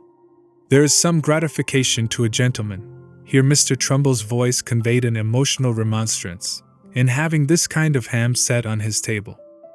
He pushed aside his plate, poured out his glass of ale and drew his chair a little forward, profiting by the occasion to look at the inner side of his legs, which he stroked approvingly, Mr. Trumbull having all those less frivolous airs and gestures which distinguish the predominant races of the North. "You have an interesting work there, I see, Miss Garth," he observed, when Mary re-entered. "It is by the author of Waverley, that is Sir Walter Scott. I have bought one of his works myself, a very nice thing, a very superior publication, entitled Ivanhoe. You will not get any writer to beat him in a hurry. I think he will not, in my opinion, be speedily surpassed. I have just been reading a portion at the commencement of and of Jeer's Teen. It commences well. Things never began with Mr. Borthrop Trumbull. They always commenced, both in private life and on his handbills. You are a reader, I see. Do you subscribe to our Middlemarch library? No, said Mary. Mr. Fred Vincy brought this book. I am a great bookman myself, returned Mr. Trumbull. I have no less than 200 volumes in calf, and I flatter myself they are well selected. Also pictures by Murillo, Rubens, Teniers, Titian, Van Dyck, and others. I shall be happy to lend you any work you like to mention, Miss Garth. I am much obliged, said Mary, hastening away again, but I have little time for reading. I should say my brother has done something for her in his will, said Mr. Solomon, in a very low undertone, when she had shut the door behind her, pointing with his head towards the absent Mary. His first wife was a poor match for him, though, said Mrs. Wall. She brought him nothing, and this young woman is only her niece, and very proud. And my brother has always paid her wage. A sensible girl, though, in my opinion, said Mr. Trumbull, finishing his ale and starting up with an emphatic adjustment of his waistcoat. I have observed her when she has been mixing medicine in drops. She minds what she is doing, sir. That is a great point in a woman, and a great point for our friend upstairs, poor dear old soul. A man whose life is of any value should think of his wife as a nurse. That is what I should do, if I married, and I believe I have lived single long enough not to make a mistake in that line. Some men must marry to elevate themselves a little, but when I am in need of that, I hope someone will tell me so. I hope some individual will apprise me of the fact. I wish you good morning, Mrs. Wall. Good morning, Mr. Solomon. I trust we shall meet under less melancholy auspices. When Mr. Trumbull had departed with a fine bow, Solomon, leaning forward, observed to his sister, You may depend, Jane, my brother has left that girl a lumping sum. Anybody would think so, from the way Mr. Trumbull talks, said Jane. Then, after a pause, he talks as if my daughters wasn't to be trusted to give drops. Auctioneers talk wild, said Solomon. Not but what Trumbull has made money. Chapter 33. That night after 12 o'clock Mary Garth relieved the watch in Mr. Featherstone's room, and sat there alone through the small hours. She often chose this task, in which she found some pleasure, notwithstanding the old man's testiness whenever he demanded her attentions. There were intervals in which she could sit perfectly still, enjoying the outer stillness and the subdued light. The red fire with its gently audible movements seemed like a solemn existence calmly independent of the petty passions, the imbecile desires, the straining after worthless uncertainties, which were daily moving her contempt. Mary was fond of her own thoughts, and could amuse herself well sitting in twilight with her hands in her lap, for, having early had strong reason to believe that things were not likely to be arranged for her peculiar satisfaction, she wasted no time in astonishment and annoyance at that fact. And she had already come to take life very much as a comedy in which she had a proud, nay, a generous resolution not to act the mean or treacherous part. Mary might have become cynical if she had not had parents whom she honored, and a well of affectionate gratitude within her, which was all the fuller because she had learned to make no unreasonable claims. She sat tonight revolving, as she was wont, the scenes of the day, her lips often curling with amusement at the oddities to which her fancy added fresh drollery. People were so ridiculous with their illusions, carrying their fools' caps unawares, thinking their own lies opaque while everybody else's were transparent, making themselves exceptions to everything, as if when all the world looked yellow under a lamp they alone were rosy. Yet there were some illusions under Mary's eyes which were not quite comic to her. She was secretly convinced, though she had no other grounds than her close observation of old Featherstone's nature, that in spite of his fondness for having the Vincys about him, they were as likely to be disappointed as any of the relations whom he kept at a distance. She had a good deal of disdain for Mrs. Vincy's evident alarm lest she and Fred should be alone together, but it did not hinder her from thinking anxiously of the way in which Fred would be affected, if it should turn out that his uncle had left him as poor as ever. She could make a butt of Fred when he was present, but she did not enjoy his follies when he was absent. Yet she liked her thoughts. A vigorous young mind not overbalanced by passion finds a good in making acquaintance with life, and watches its own powers with interest. Mary had plenty of merriment within. Her thought was not vain by any solemnity or pathos about the old man on the bed. Such sentiments are easier to affect than to feel about an aged creature whose life is not visibly anything but a remnant of vices. She had always seen the most disagreeable side of Mr. Featherstone. He was not proud of her, and she was only useful to him. To be anxious about a soul that is always snapping at you must be left to the saints of the earth, and Mary was not one of them. She had never returned him a harsh word, and had waited on him faithfully. That was her utmost. Old Featherstone himself was not in the least anxious about his soul, and had declined to see Mr. Tucker on the subject. Tonight he had not snapped, and for the first hour or two he lay remarkably still, until at last Mary heard him rattling his bunch of keys against the tin box which he always kept in the bed beside him. About 3 o'clock he said, with remarkable distinctness, "Missy, come here." Mary obeyed, and found that he had already drawn the tin box from under the clothes, though he usually asked to have this done for him, and he had selected the key.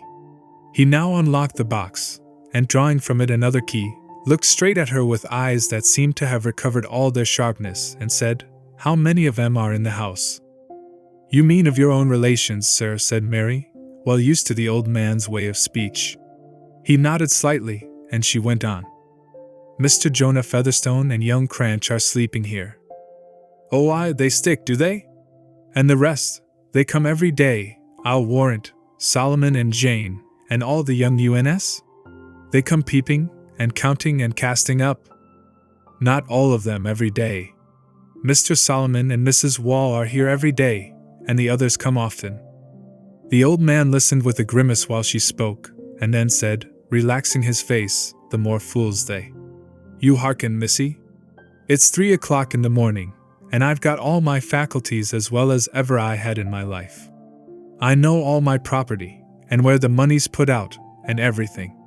And I've made everything ready to change my mind, and do as I like at the last. Do you hear, Missy? I've got my faculties." "Well, sir?" said Mary quietly. He now lowered his tone with an air of deeper cunning. "I've made 2 wills, and I'm going to burn one. Now you do as I tell you. This is the key of my iron chest, in the closet there. You push well at the side of the brass plate at the top, till it goes like a bolt. Then you can put the key in the front lock and turn it.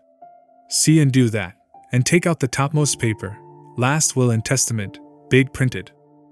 "No, sir," said Mary in a firm voice, "I cannot do that."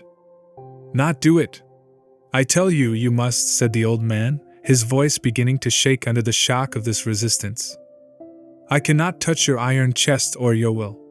I must refuse to do anything that might lay me open to suspicion. I tell you, I'm in my right mind. Shan't I do as I like at the last? I made 2 wills on purpose. Take the key, I say." "No, sir, I will not," said Mary, more resolutely still. Her repulsion was getting stronger. "I tell you, there's no time to lose." "I cannot help that, sir. I will not let the close of your life soil the beginning of mine. I will not touch your iron chest or your will." She moved to a little distance from the bedside. The old man paused with a blank stare for a little while, holding the one key erect on the ring. Then with an agitated jerk he began to work with his bony left hand at emptying the tin box before him. "Missy," he began to say, hurriedly, "look here. Take the money, the notes and gold, look here, take it, you shall have it all, do as I tell you." He made an effort to stretch out the key towards her as far as possible, and Mary again retreated. "I will not touch your key or your money, sir. Pray don't ask me to do it again. If you do, I must go and call your brother."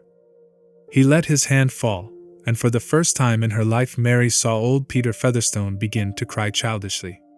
She said, in as gentle a tone as she could command, "Pray put up your money, sir," and then went away to her seat by the fire, hoping this would help to convince him that it was useless to say more.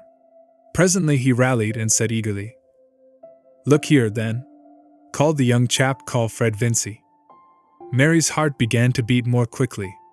Various ideas rushed through her mind as to what the burning of a second will might imply. She had to make a difficult decision in a hurry. I will call him, if you will let me call Mr. Jonah and others with him. Nobody else, I say. The young chap. I shall do as I like. Wait till broad daylight, sir, when every one is stirring. Or let me call Simmons now, to go and fetch the lawyer? He can be here in less than 2 hours. Lawyer? What do I want with the lawyer?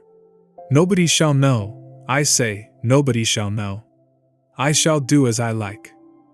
Let me call someone else, sir, said Mary, persuasively. She did not like her position, alone with the old man, who seemed to show a strange flaring of nervous energy which enabled him to speak again and again without falling into his usual cough. Yet she desired not to push unnecessarily the contradiction which agitated him. Let me, pray, call someone else. You let me alone, I say. Look here, missy. Take the money. You'll never have the chance again. It's pretty nigh 200, there's more in the box, and nobody knows how much there was. Take it and do as I tell you. Mary, standing by the fire, saw its red light falling on the old man, propped up on his pillows and bedrest, with his bony hand holding out the key, and the money lying on the quilt before him.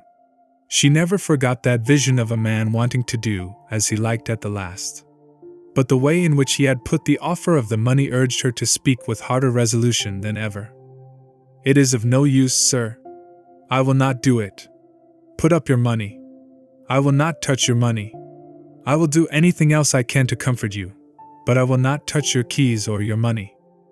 Anything else, said old Featherstone, with hoarse rage which, as if in a nightmare, tried to be loud, and yet was only just audible. I want nothing else. You come here. Mary approached him cautiously, knowing him too well. She saw him dropping his keys and trying to grasp his stick, while he looked at her like an aged hyena, the muscles of his face getting distorted with the effort of his hand. She paused at a safe distance. Let me give you some cordial, she said quietly, and tried to compose yourself. You will perhaps go to sleep. And tomorrow by daylight you can do as you like. He lifted the stick, in spite of her being beyond his reach, and threw it with a hard effort which was but impotence. It fell, slipping over the foot of the bed. Mary let it lie, and retreated to her chair by the fire. By and by she would go to him with the cordial. Fatigue would make him passive.